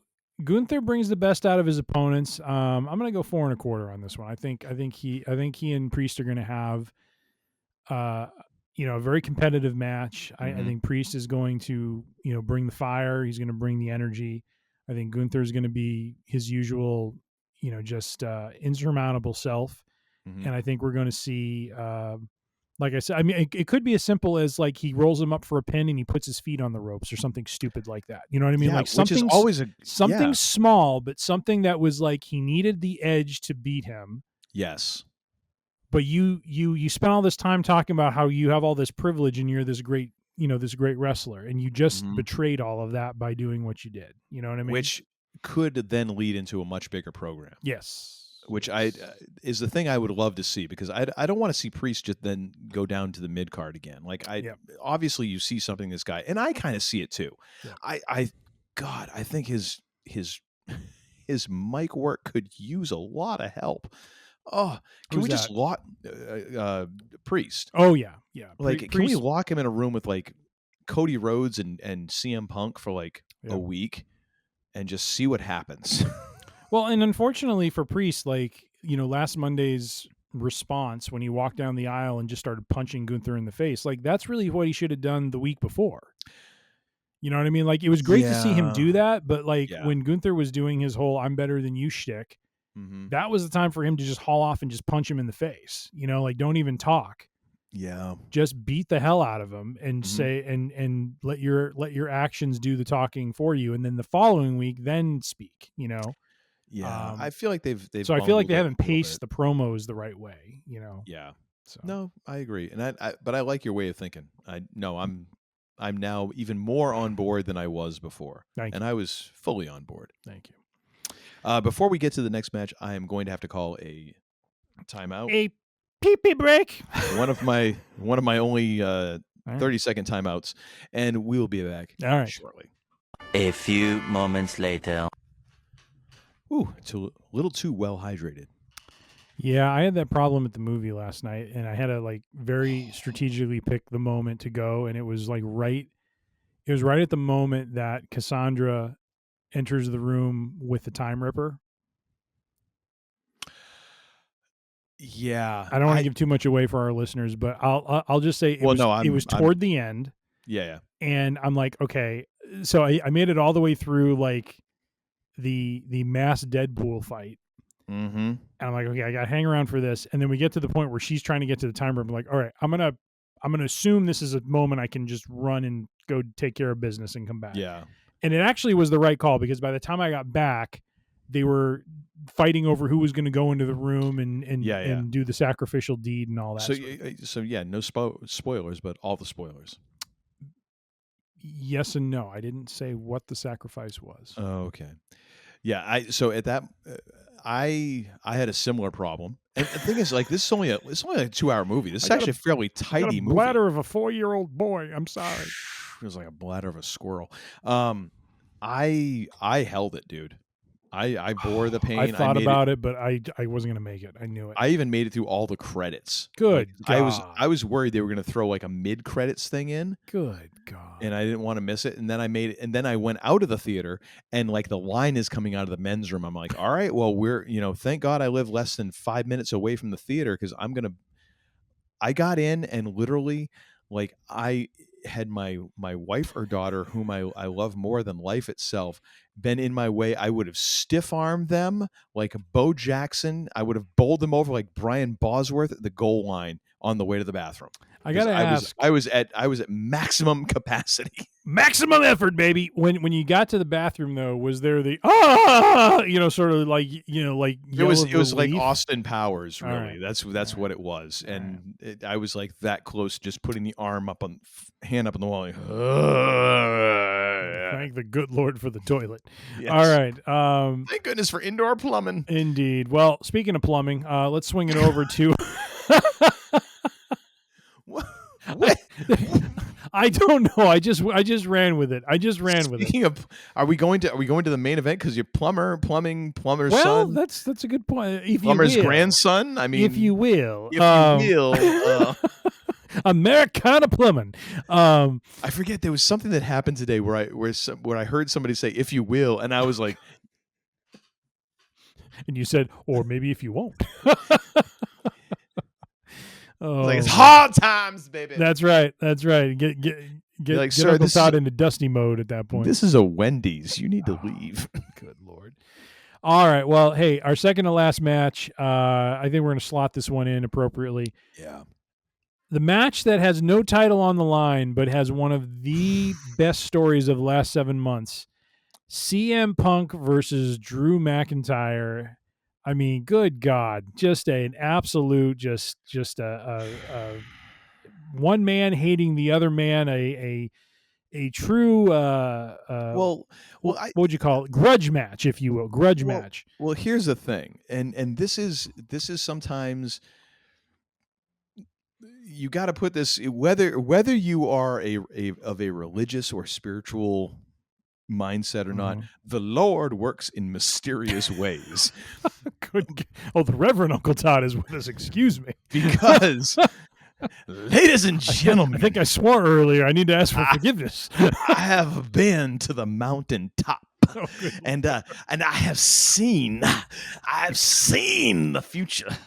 But you look at like what they were trying to originally set up, and by we I mean Triple H, WWE, when they brought back CM Punk. Yeah. There was the bonus footage that we got of Seth Rollins vociferously objecting to the presence of one Phil Brooks, aka CM Punk, at the end of the War Games Survivor Series. And that's where they were headed. Yeah. And then CM Punk gets injured. There's some interaction with Drew McIntyre, and then you start spinning that. And then you spin that long enough that you then manage to pull Seth Rollins into the orbit. Mm-hmm. And then you pull Seth Rollins away from the World Heavyweight Championship. You pull Drew McIntyre away from the World Heavyweight Championship into this, the rarefied air of what, Phil mentioned on Raw last night of CM Punk. Now where you don't need a title on the line. You've got these three cats who all, in the case of Punk and Rollins, kind of seem like they legit don't like each other. And in terms of Drew and Punk, like storyline have more than enough. And hey, who knows? Maybe they really don't like each other. And you've really positioned Punk in this way where it's like, good God, if his body can hold out, like there's a possibility you could play out a pretty good face run and then go into a heel run. I mean, he's positioned ideally, and it's only happened because of his injury and the history of these two guys, and because it's played out so long that you've managed to you've had the time to set this up. Yeah. And oh my gosh, like what the frack is going to happen? And the other question I have is, what in the high holy hell is going on with Seth Rollins' wardrobe? Like on Raw last night, the ref shirt with the poofy sleeves, the zebra, like the freaking black leather pants with the white piping. Like I'm repulsed and yet oddly compelled to watch. Like, oh, good God. What the hell is happening here? I am like, you've got one guy in a kilt, you've got another guy in a cutoff tee, and then you've got another one who looks like Phyllis Diller on a bad day. I don't know what the hell's going on anymore. But you know what? I know for damn sure I'm watching on Saturday. Yeah. Yeah, no, this is absolutely compelling. And and you have three guys, one of whom is just a natural born talker, and that's CM Punk. Oh yeah. Yeah. Seth Rollins, I feel like, is one of those guys who, even though there is kind of a well-wornness to what he does, it works in this case because then you also have Drew McIntyre playing this thing that is like, right now it is so good. Like he is doing such great work right now of being able to play this character that's unhinged, but unhinged in this very calculated way. Like it's great. And legit happy for the dude because he did have that, kind of ignominious reign when you're in the Thunderdome, or actually, I don't even think he made the Thunderdome. Was he in like the Performance Center era when they had like, yes, the gigantic fan was like the only fan in the the arena? Rollins was part of the FCW days before they became NXT. Well, no. I'm talking about when during COVID. I'm So sorry. that was when I'm sorry. McIntyre's world championship was. Yep. He never had a championship in front of fans. Oh, sorry. I was. Yeah. And so it was there is this very weird sort of thing, and there's so many different ways to go with this. This is by far the most fascinating match on the card from a both a smart and mark basis. And for those who might be watching who don't understand smart and mark, because there is smark as well. Smart is if you're smart enough to the business, you understand the backstage politics and all that stuff. Mark is basically like in the old school, like Carney fashion, like you're a mark, you're a victim. You're going to buy the whole show. You just buy into it. And then there's Smark, which is somewhere in between there, which basically describes us. Oh wait, I'm sorry. That's right. Hey, aren't you? That's right. That's right.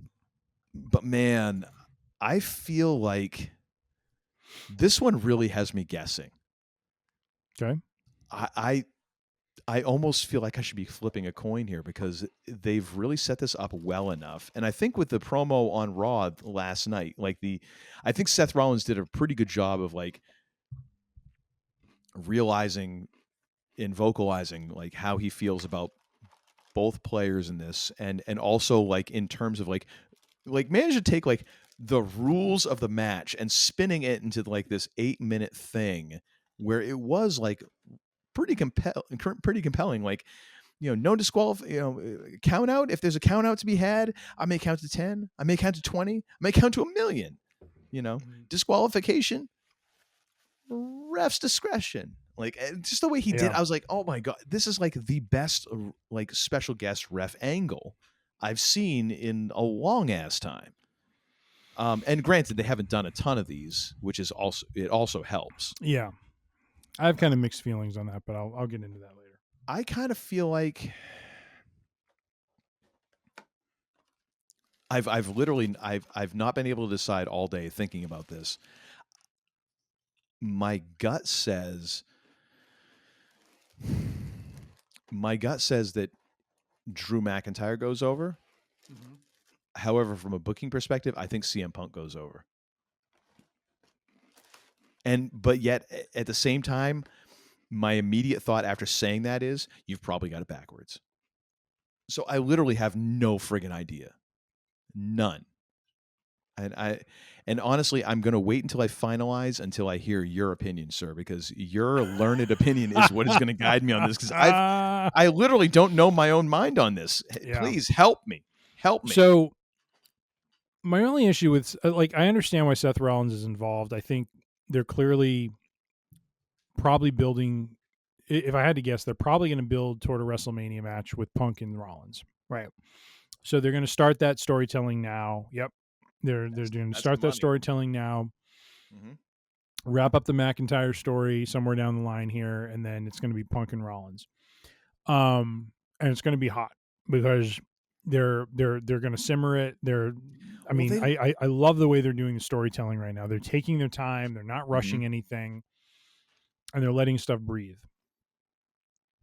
The only thing that disappoints me about involving Rollins is I really wanted to just see a Punk McIntyre match straight up with a ref, like no special ref, just a Punk McIntyre match where they just are beating the hell out of each other and who is the better man, Now that's not the story they want to tell. Sorry. Go ahead. No, just one thought, because again, I don't want to, because dude, you know this stuff better than I am, and you're much more well-versed in this. Could we be heading towards, because we had talked about, I can't remember if we talked about it on the podcast or we're texting each other.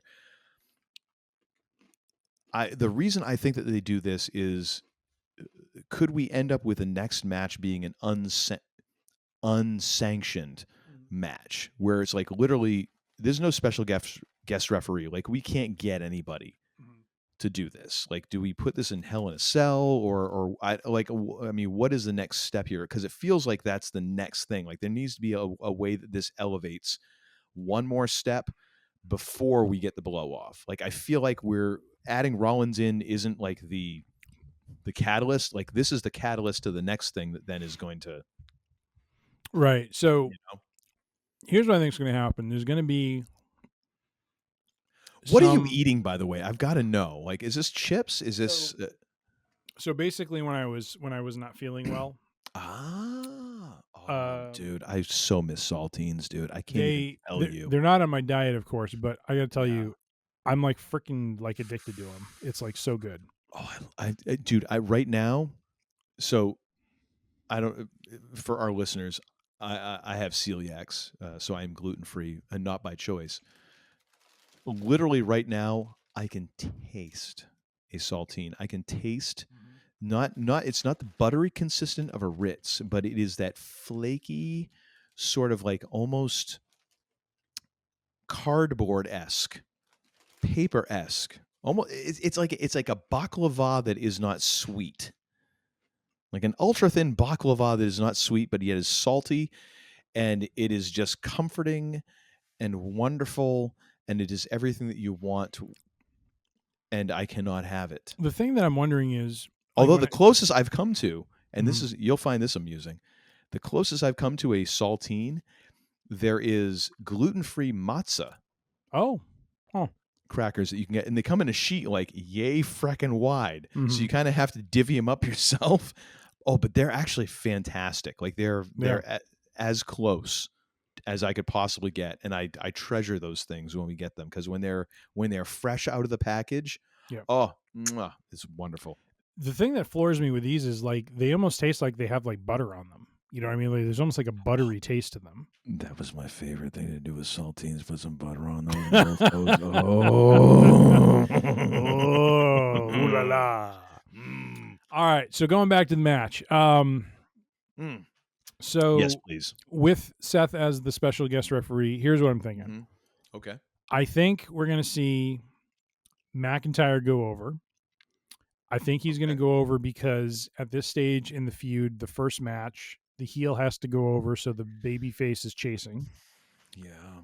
And there's going to be, I don't know if what they'll do is in September, there'll be kind of I don't know if they're going to have like a blow-off match with Punk and Rollins or something like that, but it would be like October or maybe November where we have the next McIntyre Punk match.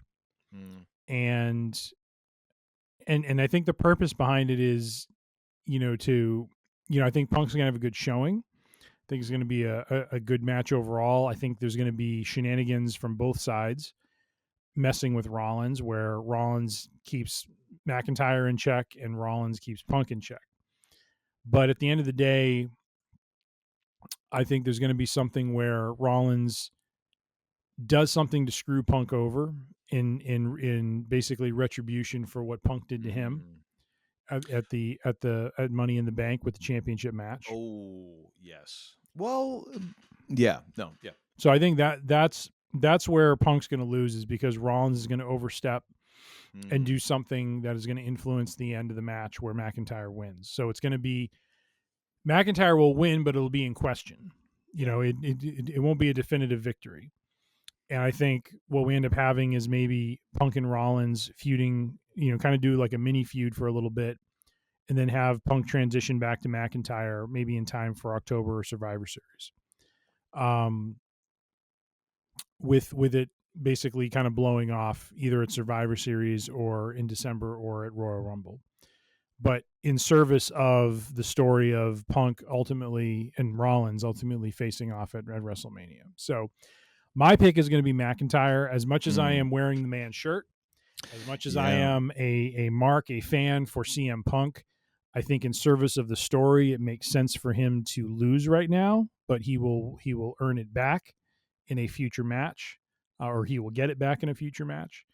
And I think it's going to be a great match. I know this will be his first one-on-one match in 10 years in WWE, but I also think, oh wow, it is really given the shape he's in. Holy crap! And I got to imagine, I don't know anything. I haven't read anything online about this, but I have to imagine he's been working toward, keeping his skills up and working with, maybe working with McIntyre as well and that sort of thing. So I think it's going to be a strong match. I'm going to go McIntyre on this one as the winner, as much as I want to see Punk win. Star rating? And the star rating is going to be, I'm going to go generous on this one and go, I'm going to go 4.5. Damn. He's the red. Thank you, Shiki. Thank you. Here's the thing. Like, I kind of agree with you. However, I would argue the money is, I'm going to go McIntyre as well. However, what I think is McIntyre is going to somehow almost align Rollins with Punk. And then I think the turn happens later on as Punk is chasing McIntyre and then Rollins betrays Punk. And that lines up your WrestleMania program down the line. Because otherwise, because I was trying to think, like, how does poking Rollins into this set up WrestleMania? Like, you're 8 months out. Right. I think that might be the case. So I think McIntyre is going to win. It's tough to give I don't want to go too high on the rating because I feel like this could end up becoming a bit of a schmoz. There could be, not only shenanigans, but like shenanigans plus. Could be tomfoolery. Could be ballyhoo. I think there will be ballyhoo for sure. You might want to get some water or something, sir. You're going to dry yourself out. Oh no, I'm good. I'm all good, baby. Damn. I'm going to go a 3.75. Oh, look at you. What is that, by the way? That is Casey Jones, Casey Jones. barrel cut, baby. It looked familiar to a have you ever had Davis County? I think it's Davis County. I have not had Davis County. But you said 3 3/4, right? 3 3/4. 3 3/4 stars. 3 3/4. All right. Yes, sir. I'll buy that for $1. All right. Ooh, a RoboCop reference. All right. So we are basically 95% of the way through this card. Last match for the undisputed WWE Championship. We have. If it's undisputed, why is there so much fighting? Good question. We have the reigning, defending champion, the American Nightmare, Cody Rhodes, versus the supposed tribal chief. Cosplay tribal chief. The what? The cosplay tribal chief. Cosplay tribal chief. Yeah, and I think this is going to be the main event of the night. What, sir, are your thoughts on this match? I think there ought to actually be a third. There ought to be another category for this. Okay.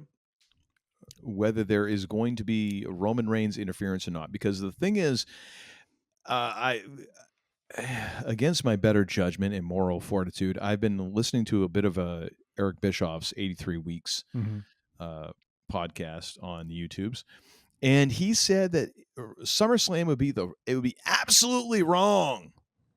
I believe that was the screen cap for them to bring Roman Reigns back at SummerSlam, which I think is funny considering, how many times Eric Bischoff hot-shotted things when he was with WCW. But I think the main concern here is, because I think we can all agree, as wonderful as the debut of Jacob Fatu has been, and as much as the Tongans have kind of ratcheted this thing up, let's face it, Solo Sikoa has not really solidified himself. Yeah. In some way. He has a pinfall victory over Cody Rhodes, first one since WrestleMania. Yes, but he still feels weak. Now. And I think everyone knows that. But I think this is what's telegraphing what is meant to happen here, which is. So, if you don't mind me jumping in, here's my thought on how this is going to work. Yeah. I think, as we talked about when we did Money in the Bank preview, that this is going to work to a point where Solo and the Tongans and Jacob Fatu get Cody in a position where it looks like he's going to lose. And we get Roman Reigns music hitting. We get not only Roman Reigns, but we get the Wise Man. And I'm going to go on the record and say we're going to have Jimmy and Jay walking down with Roman Reigns. That's a we're going to have the three of them. No, but I don't. But hear me out. Yep. Come down the aisle. They thwart, the rest of the Bloodline 2.0. Cody recovers. Cody puts away Solo. Where I see this going is so my pick is going to be Cody winning. I don't see Solo winning the championship right now. I think this is a match to elevate him. Mm-hmm. I think it's going to be a good match. I think Cody has been rock solid in everything he's been doing since WrestleMania with AJ, with Logan Paul, with Solo and all the Tongans. When's he interacted with Logan Paul? Did I miss that? He had a championship match in Saudi Arabia. That's right. Okay, yeah. And but his matches have been solid. It's been very very much a solid performer. Not kind of like what we saw with Bayley. I think he's elevated his opponents, which is what a champion should do. Just want to keep on whipping up on Bayley, man. It's nothing against Bayley. She just gets booked in a jobberific way. I want to know. So here's what I'm thinking though. Long term, because again, weaving real life into this whole thing. Mm-hmm. The reason why I think Roman Reigns is going to come back and help Cody, even though Cody defeated him, mm-hmm. comes down to a significant event that happened when he was off on break, and that is the passing of his father. Mm. And I think if they're smart, what they're going to do is use that as the thing that brings Cody and Roman together, because now they have both experienced the loss of their father. Roman has been off since WrestleMania, has done some self-reflection, understands maybe a bit more of where he went off the rails, mm-hmm. understands a bit more where Cody's coming from and what he was trying to do, fulfilling a legacy his father did not was not able to do. And I just see it being kind of this great point of bringing the two of them together mm-hmm. as a unifying force. So the two of them with Shmuley and with Jimmy and Jay to go into War Games at Survivor Series against Bloodline 2.0. So that's where I see this all going. Is this is less of a championship match where Cody could lose, and that vignette I sent you, I feel confirms a lot of that, because it's Cody. And what I'm referring to for those listening, for fans of wrestling, is there's a vignette where Cody talks about how he's all alone. Kevin Owens is taken out.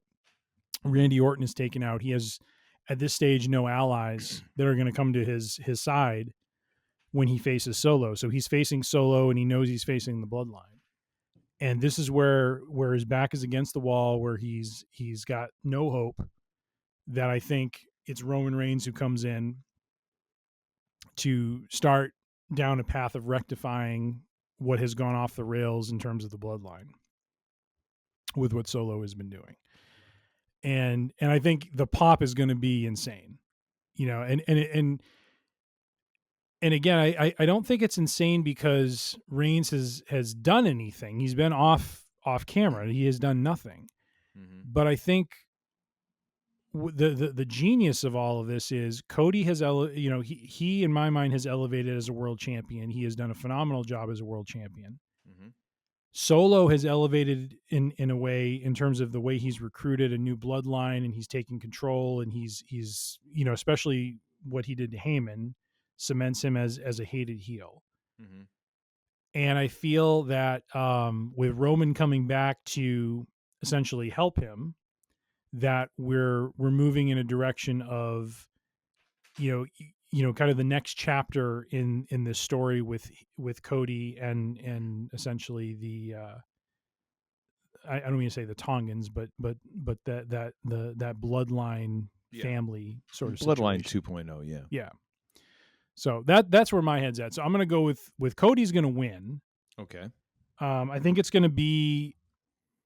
Here's what I'm struggling with the star rating, because I think the match is probably going to be between 3 and 4 stars, but I feel like with the potential of Roman coming in and interfering and what that does to the overall story of the match could elevate it up a level. Yeah. You know what I can mean? see that. Mhm. But anyways, those are my thoughts. I'm not going to give the star rating yet, but what are your thoughts? Hang on, I need a refill for this because this is. I'm gonna tell you right now, this might hurt a little bit. So, all right, let's just imagine, because I think that your story is, your ideas are fairly plausible. How about this though? Roman comes back, because I feel like this is the big event that you bring Roman back. Mhm. Like, this is the showcase. Yep. It's a stadium show. You know, the other PLEs between now and Survivor Series are going to be indoors. Survivor Series is going to be indoors too. But this is the biggest showcase in order to bring Roman back. Bring Roman back. Roman doesn't care about Cody. Mm-hmm. Roman is interested in what's going on with the bloodline, because that's Roman's concern. Sure. What if Roman interfering costs Cody the match and Solo Sikoa becomes your next Universal Champion? Weak ass as he is. Yep.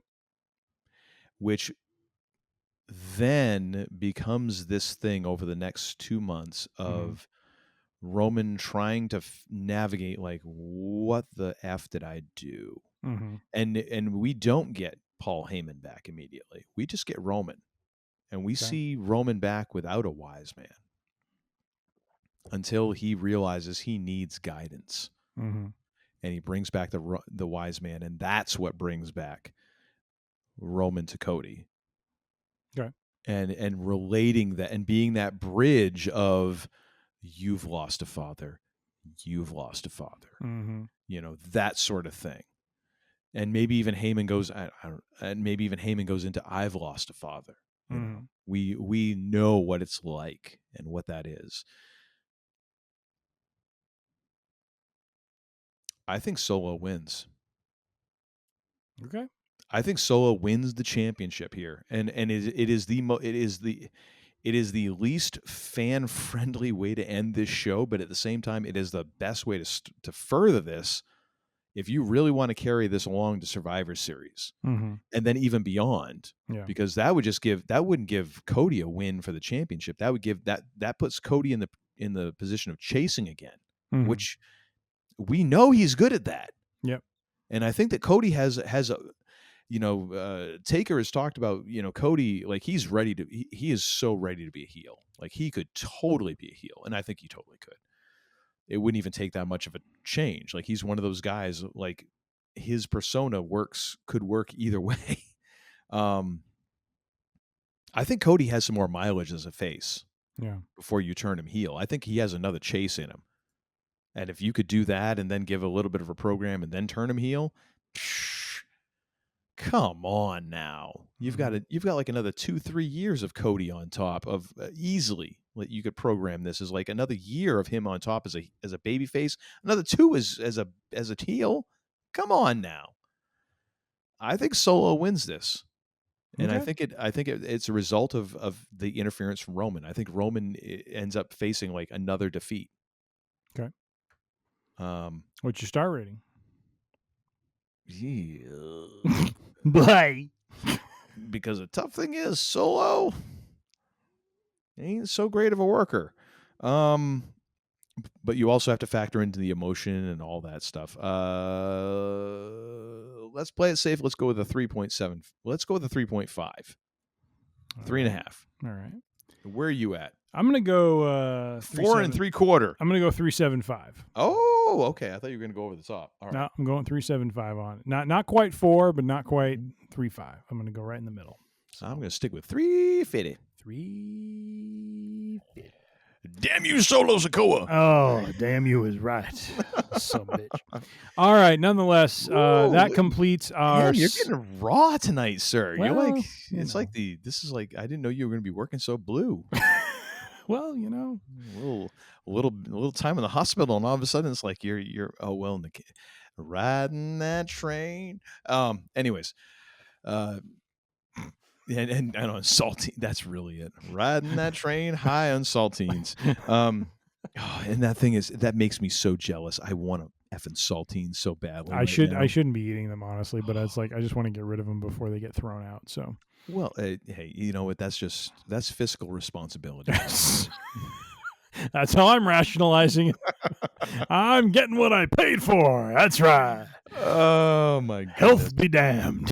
All right, so there you have it, folks. Those are our picks for SummerSlam this Saturday on the Peacock. We are down the line. We're the same up until the main event, and then we did. Yeah. So it's going to be very interesting. It's very interesting. I'm looking forward to these it. picks are locked, by the way. Locked. Oh, sweet Jesus. Just making sure it's understood. No back and forth. No, whoa, what about this? You know what? Locked. I just want to let you know, Frontier has really good deals between Portland and Chicago. I would show up just to RKO your ass on the sidewalk. I know where you work now. Not only would he do that, he would RKO me, and then he would quote the price he paid for the flight. I'm heading home, and it costed me $50.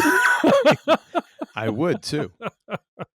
I would. Took me 24 hours, but it's $50. I'd have some street urchin like filming me.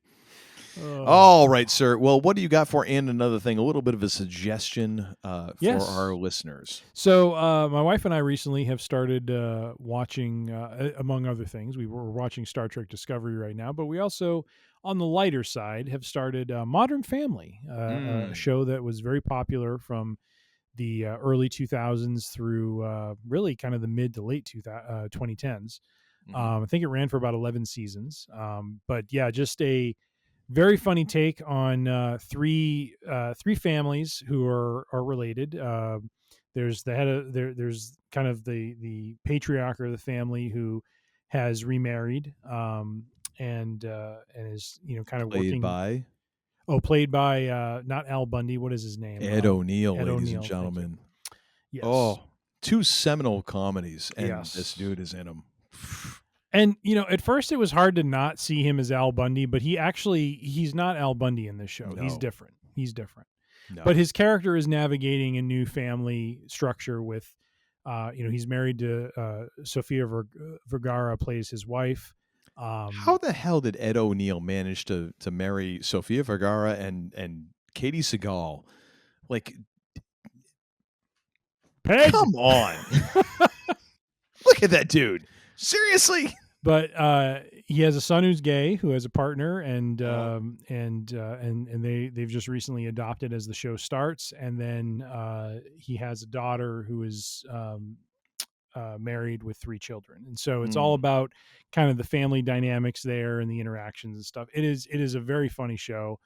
I like any new show we start, I'm never really sold at the beginning of it, but as we've gotten into it and stuff, it is funny. It is funny. There, for example, there is a one episode where there's a scene with the brother who he and his partner accidentally lock the baby in the car with the keys, and his partner goes running at the car holding basically a garbage receptacle, screaming at the top of his lungs like Braveheart, running at the car like he's going to shatter the window with. I mean, I was crying. I was laughing so hard. I mean, it was just the most ridiculous situation. What was that? That guy is my wife. Oh my gosh, so hysterical. It's like going from the basement to the 10th floor. Yep. In no seconds, and just being, wait, where'd you get that? Where'd you get the trash can? Yes. Yes. No.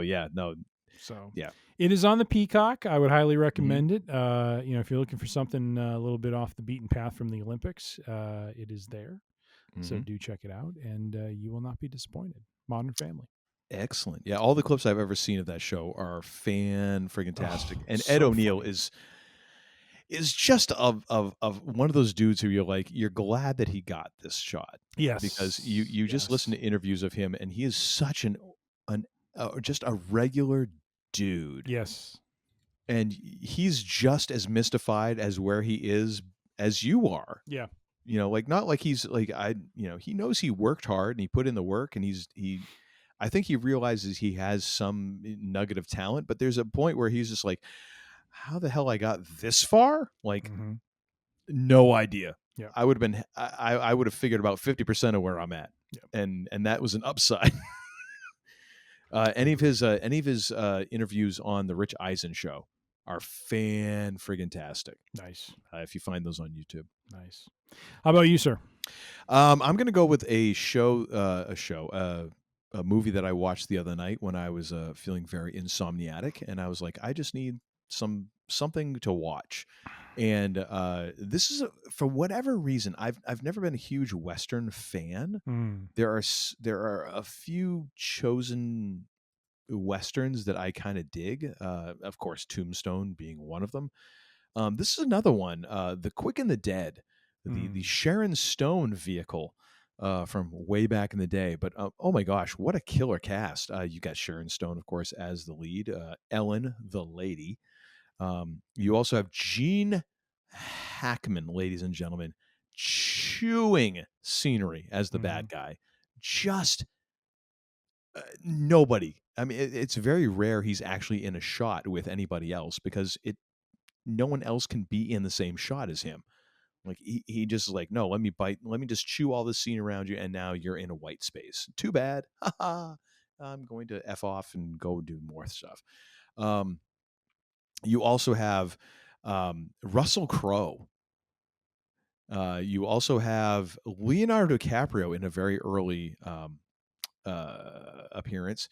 Oh my gosh, hang on a second. I got to find this guy's name, because he is literally in everything, and I want to make sure that I get his name correct, because he is one of those guys who is like, you've really ought. Oh, Keith David, ladies and gentlemen, Keith David. He's also in Barbershop, as well as The Replacements, as well as like a billion other movies. He is a treasure in this movie. We also have Mark Boone Jr., who was in The Mandalorian, and as well as Sons of Anarchy. We have Gary Sinise. Who else we got in this mofo? We got a ton of great people. Tobin Bell. I don't remember who that was. Kevin Conway. Who else? Roberts Blossom. Roberts. That is the first name. First name is plural because he was way ahead of his time. It's one of those movies, and it was directed by Sam Raimi, which is one of those things where I'm like, oh my gosh, this is the same dude who did like Army of Darkness and stuff like that. I'm like, oh, this is it is one of those Westerns where you have to accept a little bit of surrealness. Yeah. But it's one of those movies that I've always kind of had a fascination for. I've never bought it or bothered to buy it on DVD or Blu-ray or anything like that, but I've always searched for it every so often, because it becomes this thing like, I have a hankering for some Quick and the Dead. I don't know what the hell that is. It's probably some sort of genetic defect on my part, quite honestly. Sharon Stone is not the best in it. She does adequate. It's everyone else. Russell Crowe is fan-friggin-tastic. Gene Hackman, I mean, Gene Hackman's great in everything. I would say this is probably one of his best performances. Yeah. Because he is so over the top. But at the same time, Sharon Stone kind of fits. Like, even though she's supposed to be kind of the main character, she's a bit of a supporting character. But as far as like watching a Western for a good yarn, if you're not looking for like, oh my gosh, it needs to be some sort of moral, this and that and the other, it's like, if you're just looking for a good yarn, it's a good movie. Yeah. And especially at like 1 a.m. when you're like, I can't fracking sleep. This is a really good movie. Like, this is freaking Citizen Kane if you're an insomniac. So definitely give it a look if you haven't already. And I would probably put it in my top 5 of all Westerns I've ever watched. Very nice. Granted, I've maybe have watched 5. Very nice. Do I have? Oh, Ladies and oh, hang on a second. We got the I don't have the chic music play to go here. Make him humble. Oh, good Lord. Ladies and gentlemen, just in time. As your timing is impeccable. Can I just say you never show up in the middle of the main discussion. It's always right towards the end.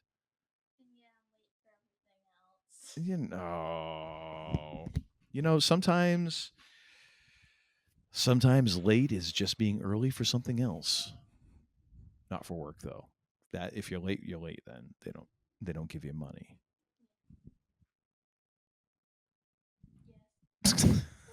I got to get my timing better with a microphone. Okay. I couldn't hear her.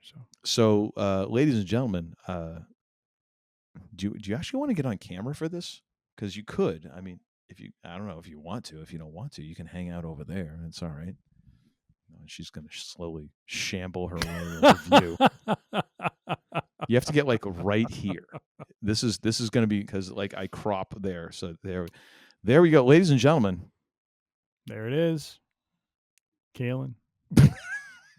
With the headbutt. I get a headbutt, She's part Tongan. That's how McIntyre's winning. It's the classical kiss. All right. Oh. So is there a Kaylin's comedy corner coming our way, or is this just a passing visit? What's going on back there? I mean, besides the gigantic plant that, Do you still have that? Jeez. Look at that thing. Look at the flower coming off of that. Good Lord. Sweet mama. That is crazy. Is there a Kaylin's comedy corner here? Not yet. I will have stuff. Well, wait. What was the one you told me the other day? What one? The one you said you need a swear dispensation for. Oh, didn't I already say that one though? Not on the show. You just told me.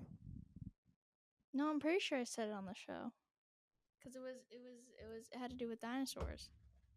No, I don't think you did. She did 2 weeks ago. Yes, she did. She asked for dispensation. Yes. Okay, I forgot. Yes.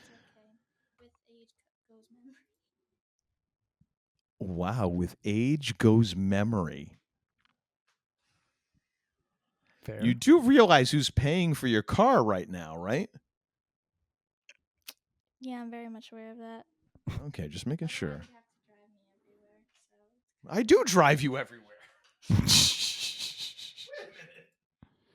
Either way, it's not exactly a win. True. All right. Well, did you just come in to say goodnight? Yeah. Okay, and I'm not feeling very funny right now. I don't have any good jokes. That's all right. Okay, well. Except for, my existence. Damn, that went kind of nihilistic. I don't have any jokes except for my existence. Like, a little bit. Our listeners expect that from me, but I'm middle-aged. All right. Well, I think she has a good outfit for female wrestler though. She looks like the ghoul or something like that. You know what I mean? The ghoul? Yeah. You got to come up with something better than that. What? The ghoul. All right. Well, so I'm guessing that you're going to bed. Yeah. Okay. Well, sleep well. I'll see you in the morning. Hey, what? Just walking off? Good night. Love you. Sweet dreams. Okay, yes, the headbutt of love. The Glasgow kiss. Yes. What? Make fun. Don't worry, I have. What is that for? I'm a supporter here. I'm. Oh my gosh. I've raised her right. Yeah. Anyways, fair enough. It's in the genes at this point. I apologize, but not a problem. Not really. Next time you're out here, she is going to give you a rock bottom, and I will get it on video. Okay, I will sell with the best of them.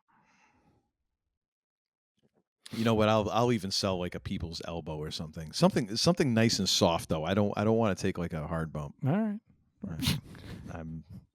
Can't deal with that. Anyways, ladies and gentlemen, good God, that extended quite a bit. Yeah. thank you for listening. Thank you for watching. We appreciate you so much. If you'd like to follow us on the YouTubes, definitely feel free to do that. Smash that what is it? Subscribe button, follow something, and the notifications bell. Or you know what? I don't know. And I'm fracking 48, hurtling towards 49. I don't understand any of this stuff. It's quite honestly very scary for me. So just do the things that everyone else on YouTube tells you to do, and watch our videos, please. And for those of you who are listening and who are wondering, like, how is he gesturing? I can't see him. You're on the audio only version, and thank you very much for that. You can subscribe to us by going to freerangeidiocy.com, and you can follow us there. You can subscribe to the Podbean app. You can download the episodes one at a time. If you're like, you know what, I got enough apps in my life, you can go to Apple Podcasts. You can go to Spotify, Pandora, any other type of podcast purveyor that you want, except for the one by Google, because they old yeller that sumbitch quite a while ago. And follow us there and download. And, if you have a moment and you feel so motivated, even if you don't, screw you. If you don't feel motivated, this is what I got to say to you. You need to go and rate this podcast. Tell the world what you think of it. And you know what? Even if you want to throw 1 star, I don't care. Because you know what? People throw those out anyways. Like, they're just old, bitter people who are all dried up and raisins are walking around. I have no idea where I was going with this. But anyways, definitely subscribe to the podcast. And if you want, go ahead and rate it. And, if you have any questions, thoughts, concerns, send those to Tim at freerangeidiocy.com. He will answer those forthwith, if not sooner. And also, you can find us on social medias. You can find us on Facebook. We're on Instagram. We're also on the YouTubes at Free Range Idiocy is where you can find all of those. And now, ladies and gentlemen,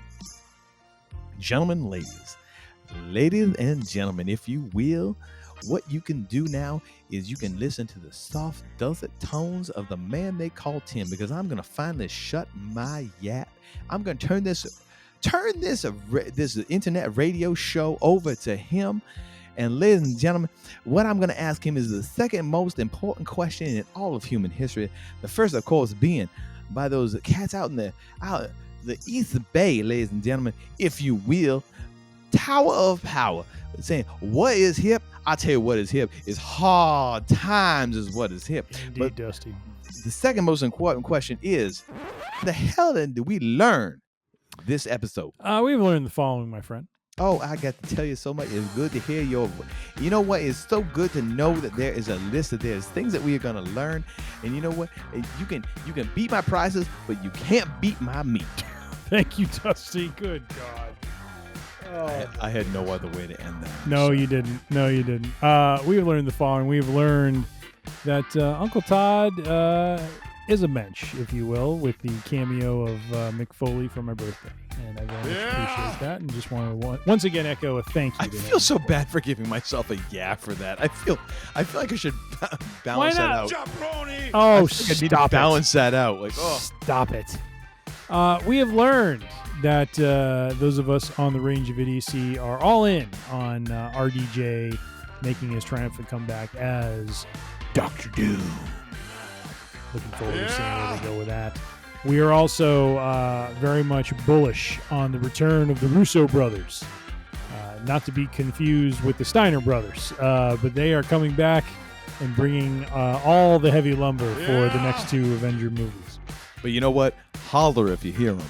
Holler if you hear him. That is true. Big Papa Pump is your hookup. Don't forget it. Which one of the Russo brothers is Big Papa Pump? Is it Anthony or is it? I'm going to say Joe. Yeah, I'm going to say Joe. I think Joe's the hookup. I think so. We've also learned that Feige has very quickly and mercifully shot down the idea of an Eternal sequel. I do not think we need it, and I think old yellering is the right call. And we've also learned that Joker Folie et Deux will be a interesting watch, but has motivated Uncle Todd and I to watch the first one, because that's what we do on the Range of Idiocy. We don't watch the first movie when it comes out. We wait until the second trailer comes out, and then we watch the first movie. Makes perfect sense. We've also learned that man they call Tim and Uncle Todd, very similar mindset when it comes to the winners of this year's SummerSlam event.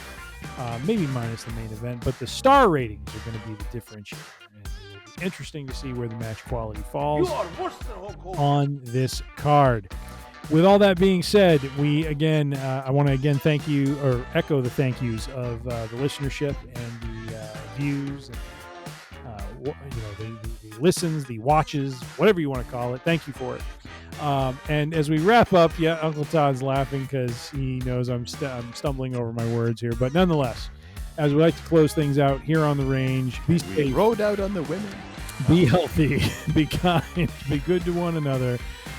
You don't have to go home, but you can't stay here. Keep the tomfoolery to a minimum. Keep the ballyhoo at a maximum. And give it all the effort. 110%. But as we like to close things out on the range, thank you and see ya. Jabroni! It's like I took the wrong week to quit drinking. I beg your pardon, what did you say? Damn! You're such a disappointing pair. I prayed so hard for you. Get out.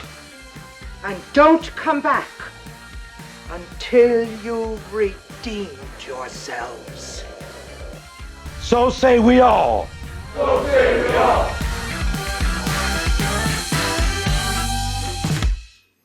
So the big question I have for you. Yes. What's going to happen? Yes. What's going to happen if,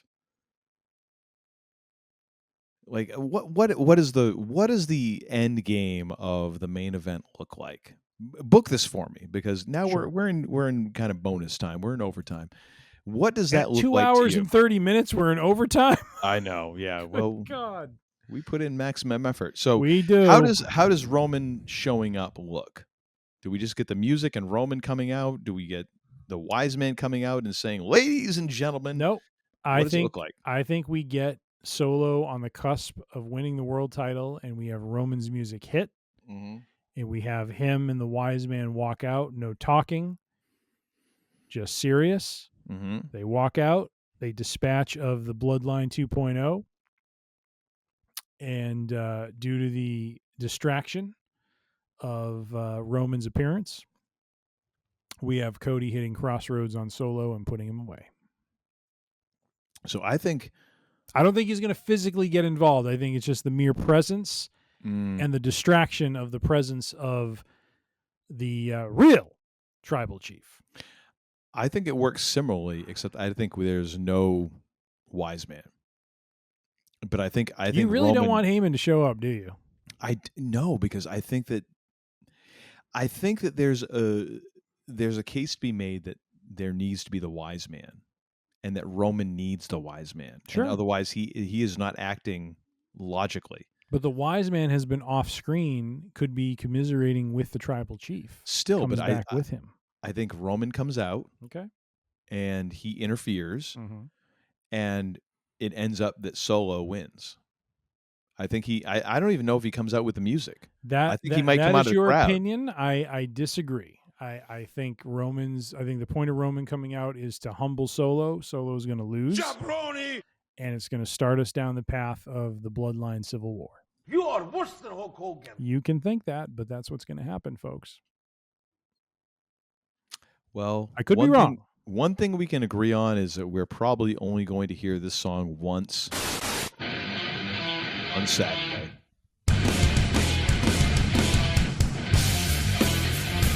That's right. Might as well enjoy it now. Absolutely.